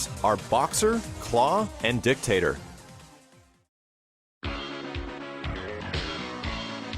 The combo system that debuted in Street Fighter II was originally a bug in the game's code. This bug enabled the player to cancel during the animation of some moves by performing another move, allowing for a combination of several basic and special moves. This accidental combo system caused Street Fighter II to go on and become one of the most influential fighting games ever, inspiring the development of Mortal Kombat, Killer Instinct, The King of Fighters, Virtua Fighter, and Tekken. At first, the developers thought being able to hit several times in succession was unfair, and changed it so that the second hit would always miss. Street Fighter II director Akira Nishitani stated that this was changed back because it was dull. Leftovers of this mechanic can still be seen with E Honda's 100 hand slaps and Chun-Li's lightning kicks, as some of the hits in these attacks will not connect, allowing the opponent to escape. The developers also experimented with doubling the damage dealt when the opponent is dizzy. They did this by applying a flag to every frame of dizzy animations, but the idea was later discarded and the flags were removed. One frame of Ryu's dizzy animation was accidentally left unchanged, however, resulting in an exploit in the final game where Ryu takes double damage if he's hit during this frame of his dizzy animation. One of the hints that appears during the Japanese version of Street Fighter II's continue screen says, "Don't give up until the very end." Most players interpreted this as a generic encouragement, but it was actually intended to clue the player in on a mechanic of the game. When the player's life bar is low, their attack power changes. This affects each character differently. Some deal more damage and others others have wider range. These hints that appear on the continue screen were originally going to come from a mysterious old man. Design documents from the initial phase of development of Street Fighter II reveal several other planned characters that were discarded. These characters include a generic police officer in riot gear, a ninja-type character, a Ugandan mystic, Gen from the first Street Fighter with no clothes and a stick weapon, and a ripoff of Kenshiro from Fist of the North Star. Additionally, initial designs of some of the characters that did make it into the game are different from their final appearance, including Blanca, referred to as Beastman, appearing much more realistic with chains around his neck. One version of Dalsum, referred to as Indian, depicts a generic Indian-looking man wearing a turban. A later Dalsum design also features multiple limbs and the head of an elephant, reminiscent of the Hindu god Ganesha. Vega's initial design appears to be influenced by the Knights Templar, and Zangief's original name was Vodka Gobalski. Notes from these design documents also mention that Guile is a normal, average stat character put in for, quote, Americans to use. Did you know? The original Mortal Kombat was developed by a team of just 4 people. Mortal Kombat's co-creator Ed Boon stated, "The first Mortal Kombat game was 4 guys, literally. 1 programmer, myself, 2 graphics guys, and a sound guy was the entire team." Mortal Kombat started as something very different altogether. The game's creators Ed Boon and John Tobias were approached to create a game adaptation of the 1992 movie Universal Soldier, which would star Jean-Claude Van Damme. The game was planned to use digitized visuals of the film's cast and was pitched as a more serious and hard-edged take on the genre. The digitized visuals and gritty tone of Universal Soldier carried over into what would become a huge fighting franchise, but the movie adaptation deal fell through. This was apparently because of Van Damme's very busy work schedule, but Boon and Tobias decided to continue development anyway. One of the series' most well-known characters, Johnny Cage, was a spoof on the whole Van Damme situation, and even used Van Damme's likeness from the movie Bloodsport.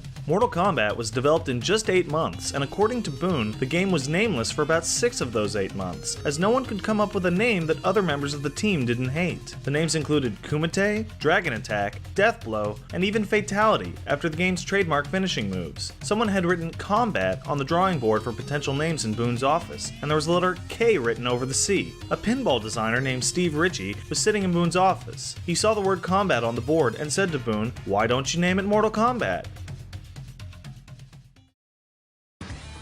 According to Mortal Kombat's developers, fatalities, which are the game's finishing moves, came from the idea of rubbing your victory in your opponent's face at the end of a match. They were originally only going to be performed by the game's end boss, Shang Tsung, but it was decided to let the player execute them as well. These violent finishers were well received by gamers, however they weren't well received by the gaming public and politicians. The fatality scene in Mortal Kombat caused an outcry by parents, and this outcry was actually the main reason the ESRB rating system was ever created. The developers responded to this publicity when they were making Mortal Kombat 2 by creating another type of finishing move called Friendships. Friendships displayed an act of kindness at the end of a fight instead of a gruesome death, poking fun at all the negative attention and public outcry surrounding their game. Other finishing moves were eventually added as well. Babalities turn your opponent into a baby. It came about when the sound effect programmer, Dan Forden, who is also the Toasty guy, found some baby cries in sound effect CDs. He thought the idea of a babality finisher would be funny, so developers created baby sprites for every single character in the game. Another type of finishing move, Animalities, actually started off as a fan rumor. The rumor was that the character Scorpion could transform into an actual scorpion as a special kind of fatality, exclusive only to him. This wasn't true at the time, but the team were aware of the rumor and decided to incorporate Animalities into Mortal Kombat 3. It's possible that this rumor was initially sparked by Liu Kang's fatality in Mortal Kombat 2, where he turned into a dragon. Animalities were dropped altogether when the series went 3D, as having 2 separate 3D models morph into each other would be pretty complicated and hard to execute for all the characters in the game.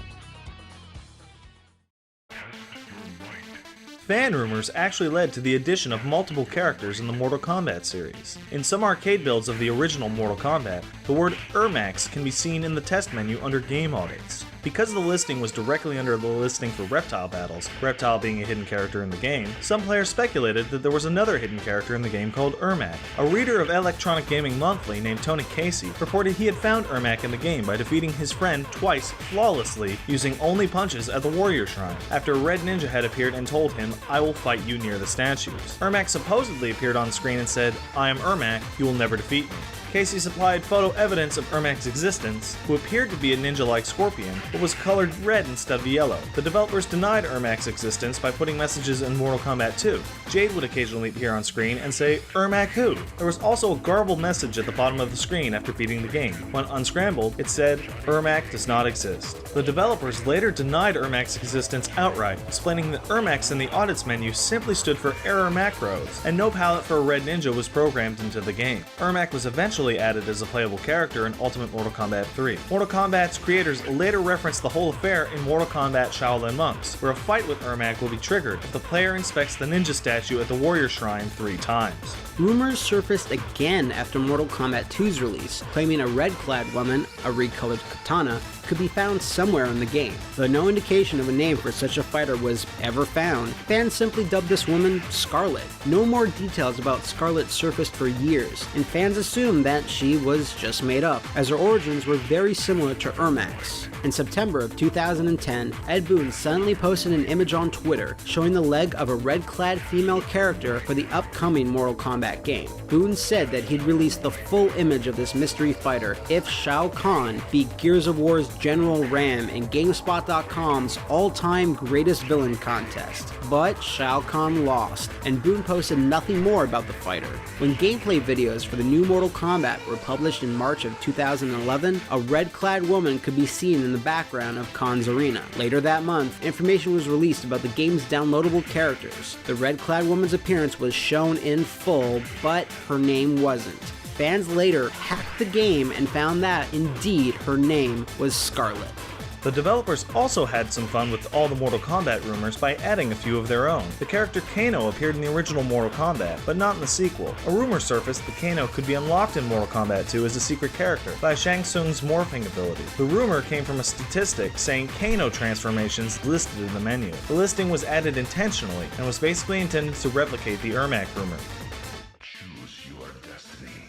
Did you know? The characters Sector and Cyrax were originally named Ketchup and Mustard during Mortal Kombat 3's development because of their red and yellow color schemes. These names are referenced in both MK Deadly Alliance and Armageddon under Cyrax and Sector's Sambo fighting style, as Sector has a move called Ketchup's Revenge. Footage of the names being used can also be seen in Mortal Kombat Armageddon's bio cards, and there's even an early image of Sector being referred to as RoboCop. The character Jax was originally conceived as a kickboxer, but the idea was eventually scrapped. It's thought that this was because the developers felt that Jax would be too similar to certain characters from the Street Fighter series, like Balrog, Sagat, and DJ. Jax was also originally going to be named Curtis Stryker, but this name was put aside and was later used for a different character altogether in Mortal Kombat 3. Originally, Jax was planned to appear in the first Mortal Kombat, but was ultimately replaced by Sonya Blade. The change was made because there were no female characters in the Mortal Kombat roster, and Ed Boon and his team wanted to add some variety to the lineup of warriors. Sonya was named after Ed's sister, and she inherited Jax's role in the game's story, having a rivalry with Kano. In an episode of G-Force Icons, Ed Boon stated that Kano's eye and metal-plated face were directly based off the T-800 from Terminator 2 Judgment Day.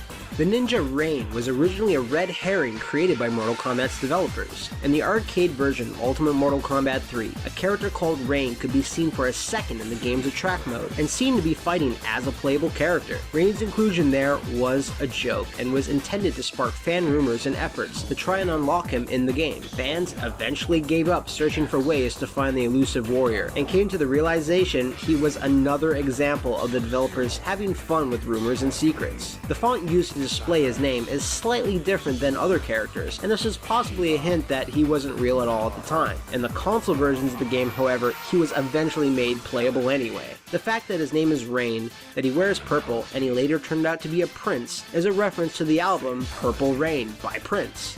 Sub-Zero, on the other hand, was originally going to be named Tundra. The name was later used as the original name of Sub-Zero's younger brother, who then replaced Sub-Zero after he died at the hands of Scorpion. The original Sub-Zero then became Noob Saibot, whose name of course is Boon and Tobias backwards, referencing series co-creators Ed Boon and John Tobias. In every Mortal Kombat game from Deception onward, Noob Saibot's name is displayed as Noob. Fans believe that since John Tobias left Midway Games, the Saibot Cybot part of Noob's name had to be removed for legal reasons. However, this seems unlikely as Tobias doesn't own the rights to the name Cybot. This shadowy fighter usually attacks as two beings in all of the Mortal Kombat games, and according to Ed Boon, one is called Noob and the other is Cybot. This seems like a more reasonable explanation why his display name in newer games is just Noob, as Noob would be the main fighter and his doppelganger would be considered an assist. The character Borracho's name is a play on words. His name comes from the Spanish word borracho, meaning drunk.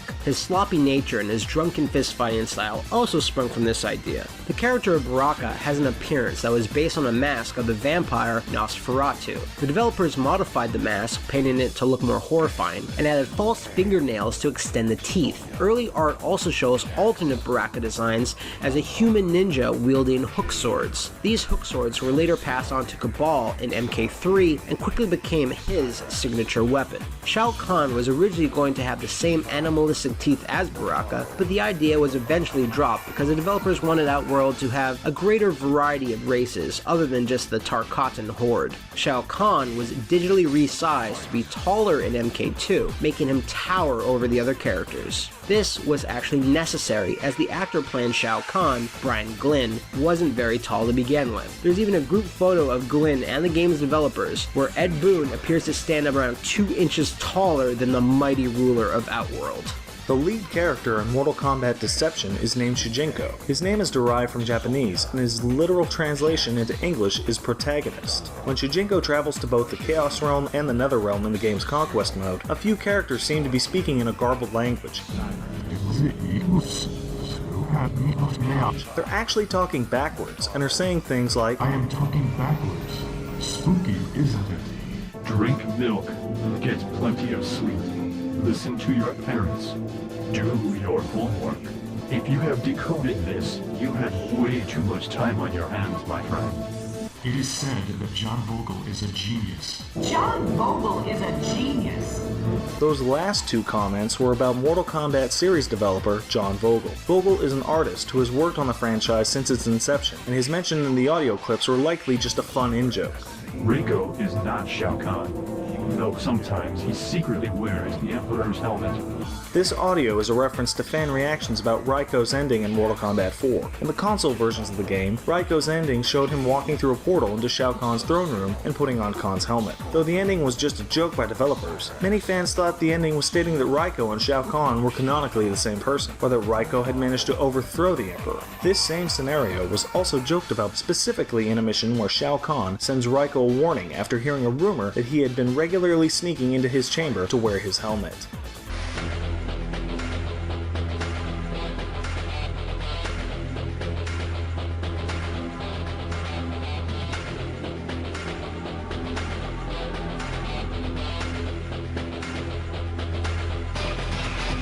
Did you know Killer Instinct began as a street punk themed fighter called Brute Force? Lead designer Chris Tilston said, "Initially the theme was that of street punks, where the characters are mostly based in reality, like a basketball player for example, but changed to more fantastical characters so that the game would stand out." While coming up with ideas for this planned fighting game, designer Kevin Bayless started experimenting with 3D modeling software on Rare's brand new Silicon graphics workstation.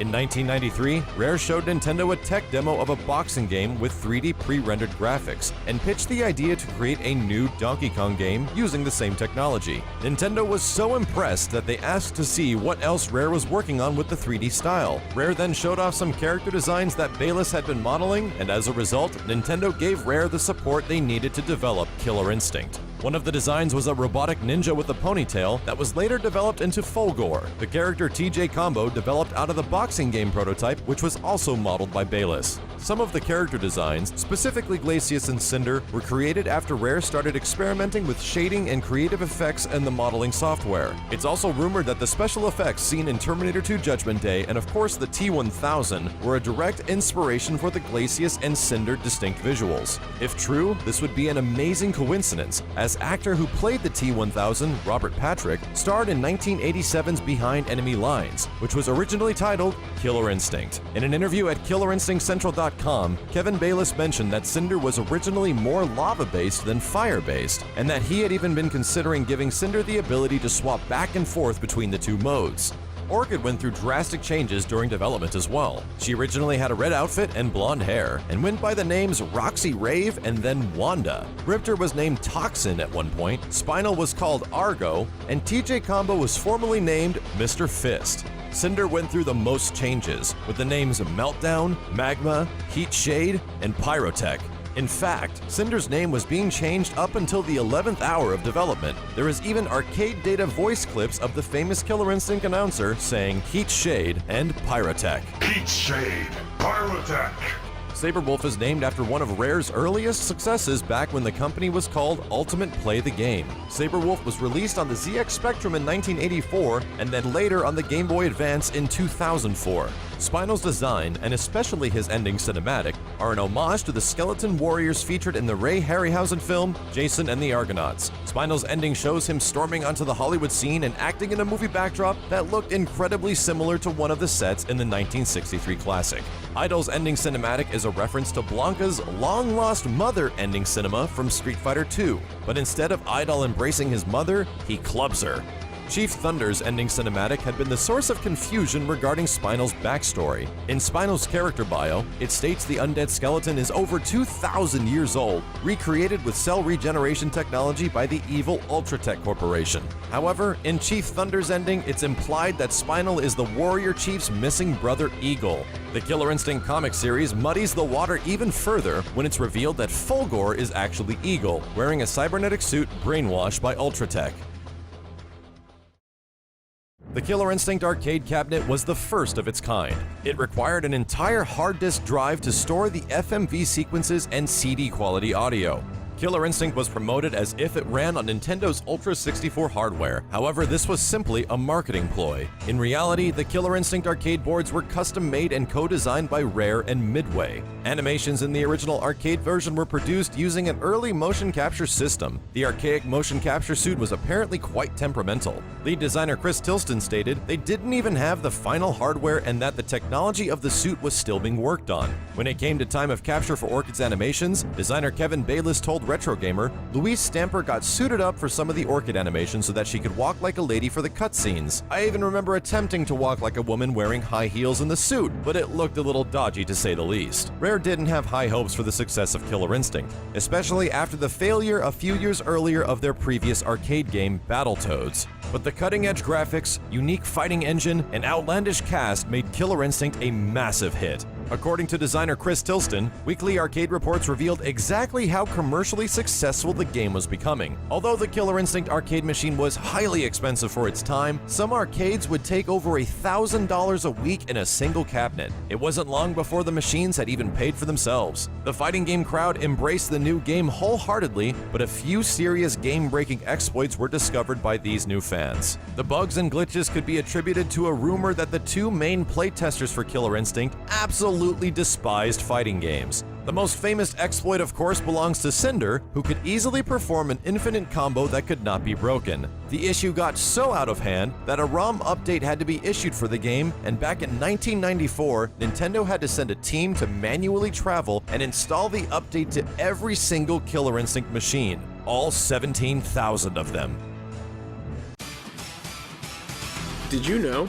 The Super Nintendo port of the original Killer Instinct was essentially a backup plan after an attempt to port KI to Nintendo's Ultra 64 hardware fell through. A promotional spot on the intro reel of the arcade cabinet stated, "Available for your home in 1995, only on Nintendo Ultra 64. But Nintendo made it impossible for Rare to fulfill that claim after pushing back the release date of the 64-bit console all the way to September 1996. In an interview with Retro Gamer, Chris Tilston talked about this tumultuous time for Killer Instinct. Originally, we went straight onto the N64 version, but halfway through when the N64 was delayed, it seemed like a good opportunity to get another version out the door, which is how Killer Instinct 2 came about.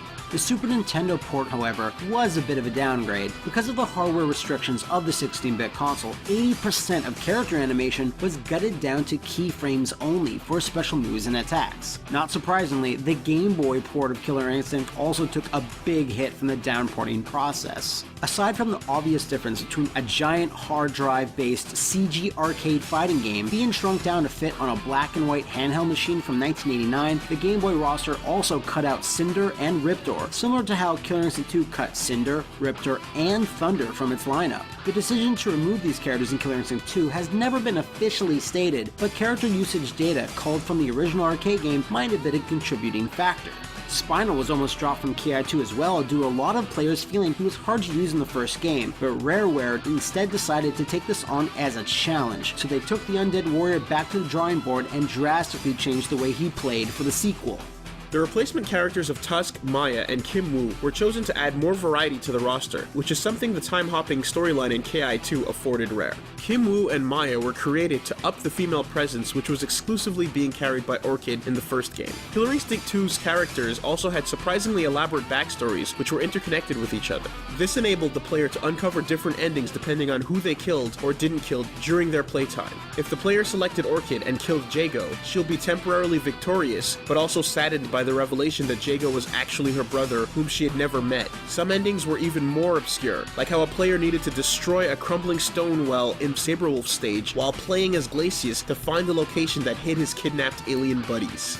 Interestingly enough, Killer Instinct 2 was also planned to be released on the Super Nintendo. According to Kevin Bayless, the port was around 80% complete and looking good, with even more animation and effects that the first Super Nintendo port lacked. Unfortunately, this project was cancelled once finalized Nintendo 64 development kits became available, as Nintendo didn't want a high-profile Super Nintendo game competing with their newly released 64-bit console. KI2 would eventually be released on the N64 as KI Gold, and even though it was a much more faithful port than was possible on old hardware, it still suffered from cut content. The multiple endings and FMV sequences were just completely removed, and the animation and background details were reduced. In fact, the sprite-based backgrounds of the arcade game were so intensive on the N64 CPU that they were just completely redesigned in 3D, which the machine could display far more easily. Despite waning popularity of the fighting genre and arcades in general at the time, Rare wanted to continue the franchise and thus began work on a third arcade game. A small team led by Chris Tilston had a 3D demo with 2 Jagos on screen, and motion capture work had already begun. The project was ultimately cancelled as Rare's internal management started to have doubts about the franchise. Tilston recalled, "I think management looked at the sales of Donkey Kong Country and Killer Instinct and just didn't want to go after a market that was a third the size of the platformer title market." According to Tilston, it was then that Rare put their resources into the 3D platformer 12 Tales, Conker 64, which later turned into Conker's Bad Fur Day. Speaking of which, one of Conker's idle animations has him playing a Game Boy, and sharp-eared gamers can hear by the sound effects that Conker is playing a few rounds of KI. Despite the indefinite hiatus throughout the years, Rare constantly teased a third Killer Instinct game with a series of small cameos and hints regarding the elusive sequel. A Killer Instinct game can be seen on a shelf in Grab by the Ghoulies for the original Xbox. Viva Pinata Trouble in Paradise had a card reading feature that Rare's site provided cards for, and these included Orchid, Fulgore, and Tusk. Banjo-Kazooie Nuts and Bolts also featured many nods to the possibility of Killer Instinct 3, starting with the NPC Bottles, who could be asked the question, "What do you know about KI3? Fulgore's Fist is a modification available in the game's vehicle creation mode. And finally, if the player stands near the Jolly Dodger NPC long enough, he will look around nervously and eventually take out a briefcase filled with Xbox 360 copies of Killer Instinct 3. At E3 2013, Microsoft announced Killer Instinct would make a return on the Xbox One, with development lead by Double Helix Games. While some fans lamented the fact that Rare was not directly involved with the project, others have pointed out that even if they had, all the staff who worked on the original games had long since left the company anyway. One of the founding forces behind Killer Instinct, Ken Lobb, is still credited with the role of producer, as he joined Microsoft in 2001. Lobb is also the voice of Thunder in the latest installment. Killer Instinct for the Xbox One has a series of interesting secrets, the most prominent revolving around the music of the game. If the players remain idle during a fight for a certain amount of time, the background music becomes less and less intense until it completely changes to mimic some classic Killer Instinct themes. Another audio treasure is the fact that navigating around the game's menus will actually play the defining notes of the original Killer Instinct theme each time the cursor is moved.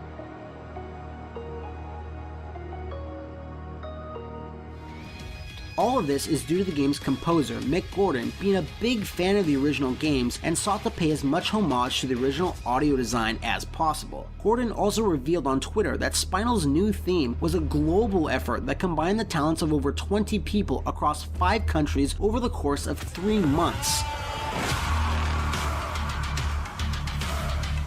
It was conceived to be sung in Swedish, with warriors who are attempting to summon Spinal to aid them in the forthcoming battle. The song includes the sound of a Tibetan kangling, otherwise known as a human leg bone flute.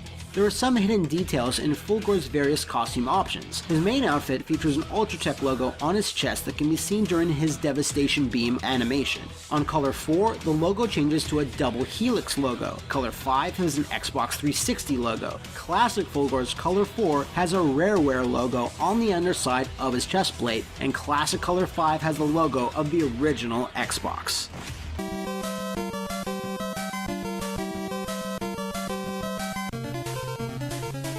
Did you know?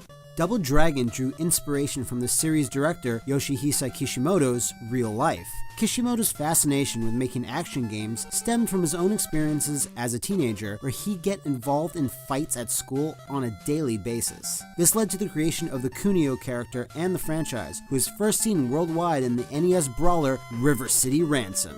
Double Dragon was originally going to be a sequel to Technos Japan's beat-em-up Niketsu Koha Kunio-kun, which was titled Renegade in the West. Renegade needed a graphical overhaul to appeal to North American audiences, as Kunio-kun drew inspiration from the street gang culture of Japan.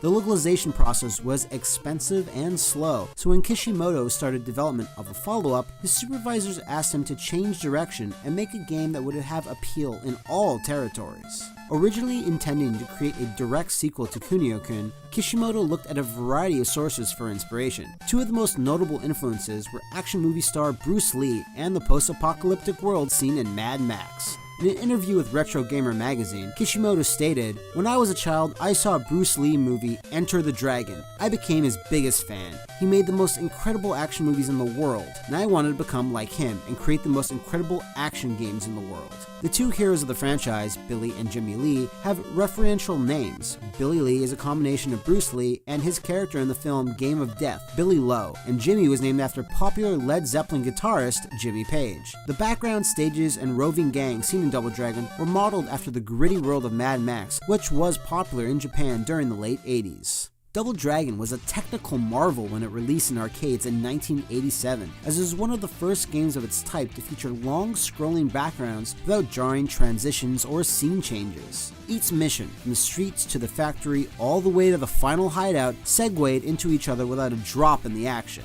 Creating this was challenging for Kishimoto and his team, who recalled, "If we used free scrolling, then the user would be able to walk directly to the end of the stage without fighting at all. But because of the positions of the enemies are scripted, they appear when you reach certain points. So if the user doesn't fight, all the enemies will appear on the screen and follow Billy and Jimmy. There will then be too many sprites on screen and it will make the game freeze." In the same interview with Retro Gamer, Kishimoto reflected on some of the Easter eggs hidden throughout the 1987 arcade version, saying, "Did you notice the red car on the first screen of the game inside the garage? It's the car from my first Laserdisc game, Road Blaster." Double Dragon was ported to several platforms, including the NES. Despite being the only port that Kishimoto worked on, this version had to take several cuts due to technical limitations. The biggest omission was the 2-player cooperative mode that the game was popular for. As the player only assumes control of Billy throughout the adventure, the team came up with an idea for a twist ending. Jimmy appears as the final boss and is revealed to be the true leader of the Black Warriors, who kidnapped Billy's girlfriend. This ending does not appear in the arcade original, which has both Lee brothers fighting for Marion's affection after defeating the villain, Willie. Despite commercial and critical success, Double Dragon struggled to stay relevant in arcades. Nothing illustrated this point better than the sweeping changes brought in by Double Dragon 3, the Rosetta Stone. The Western version of Double Dragon 3 is notorious for introducing a real paid item shop, which seems to be a precursor to modern microtransactions in video games. To get more weapons, fighting moves, and other helpful power-ups, the player would have to visit a store and plunk in some quarters to buy these items. As Double Dragon 3 was released in Western territories first, the Japanese version of the game dropped this feature altogether after unsurprising backlash from players. All items can be picked up at any time, and every character starts off with a full repertoire of moves. The NES version of Double Dragon 3 wasn't really a port, but instead a separate project altogether that was developed in tandem with the arcade version. This version, titled Double Dragon 3 The Sacred Stones, features a different story, characters, and levels. It was more in line with what players expected, dropping some of the fantasy-based aspects of the arcade original, such as boss battles against aliens and Egyptian deities. Other changes include a complete rewrite of the plot to include Marion. This overhaul of the story might have led to the infamous Bimmy and Jimmy misspelling seen in the game's intro sequence. Super Double Dragon was put into production by the team that made The Sacred Stones, and was viewed as a reboot of the franchise. Super Double Dragon was made specifically with the console market in mind, and was the first in the series without an arcade release. Kishimoto only provided support for the production of this game, as Muneki Ibanuma assumed the role of director. In a 2004 commentary, he expressed his regrets about the project. While the gameplay had received a welcome overhaul, players noticed a complete lack of story. There is no reason given as to why Billy and Jimmy are fighting, and cutscenes are absent altogether. Ibanuma laments this, as the game was originally planned to have several cutscenes where the Lee brothers investigate a series of disappearances of martial artists across the globe. Due to lack of time on the project, however, the cutscenes had to be scrapped. Some of these lost concepts did resurface in 2003 when publisher Atlas worked with a small team to release the Game Boy Advance remake, Double Dragon Advance. Super Double Dragon was the last game in the franchise that Kishimoto worked on, and the franchise continued to evolve in many directions he didn't really approve of. This includes a children's animated series produced by Tighe Entertainment simply titled Double Dragon. The cartoon even got its own game called Double Dragon 5 The Shadow Falls. However, this wasn't a side-scrolling beat-em-up at all, but a head-to-head fighting game. Another fighting game named Double Dragon was made for the Neo Geo 1995, which included elements and vague interpretations of the 1994 film Double Dragon. This would be the last Double Dragon game seen from Technos Japan before going out of business in 1996. Mexican developer Evoga and Japan's Noise Factory tried to develop another Double Dragon sequel, but were unable to use the IP due to being purchased by Million Inc. Since the team had already spent money on the project, they continued production under the name Rage of the Dragons. This turned the game into an homage to the franchise with the inclusion of Billy and Jimmy, the Lewis brothers, and even the villain Abubo. The series continued to suffer due to brand confusion and the many unique interpretations of Billy and Jimmy Lee. Kishimoto lamented this lack of consistency to the franchise in an interview with Polygon. Many different people worked on Double Dragon's graphics over the years, and Technos often outsourced the game design to external companies, so there was no consistency to the branding or the quality. I personally find it unfortunate, but that's the way Technos handled its titles. One creation that was out of his control is the aforementioned 1994 motion picture adaptation of Double Dragon. The prolific game designer had only one thing to say about the film: I can watch it if I don't think of it as a Double Dragon movie. It's not really a Double Dragon movie at all. Hello, and welcome to Region Locked.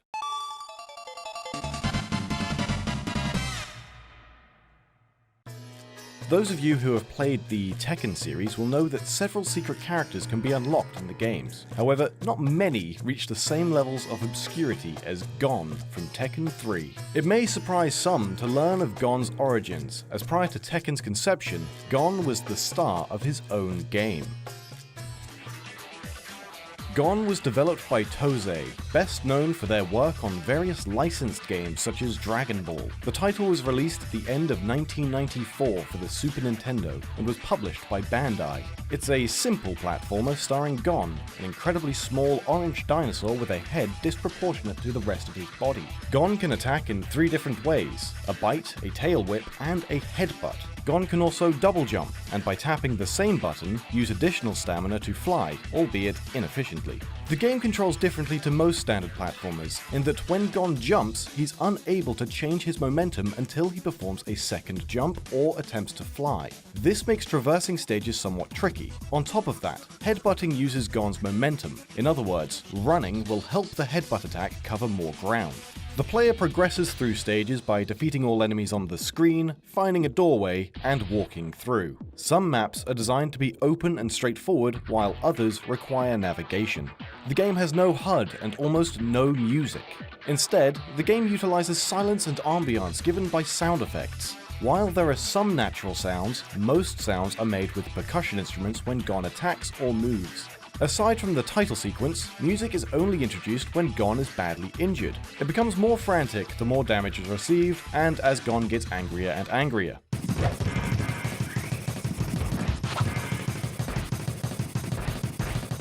When Gon's hurt enough to receive a game over, he doesn't die, but instead destroys the world in a fit of rage by splitting it in two. The story follows Gon as he progresses through each level. And to be honest, that's about it. There isn't much of a story besides what happens at the start of each stage. These range from Gon getting angry at a thieving monkey or Gon getting angry at a bobcat. The level is normally won when Gon defeats whatever it is that annoyed him. This storytelling stems from another medium that Gon has appeared in.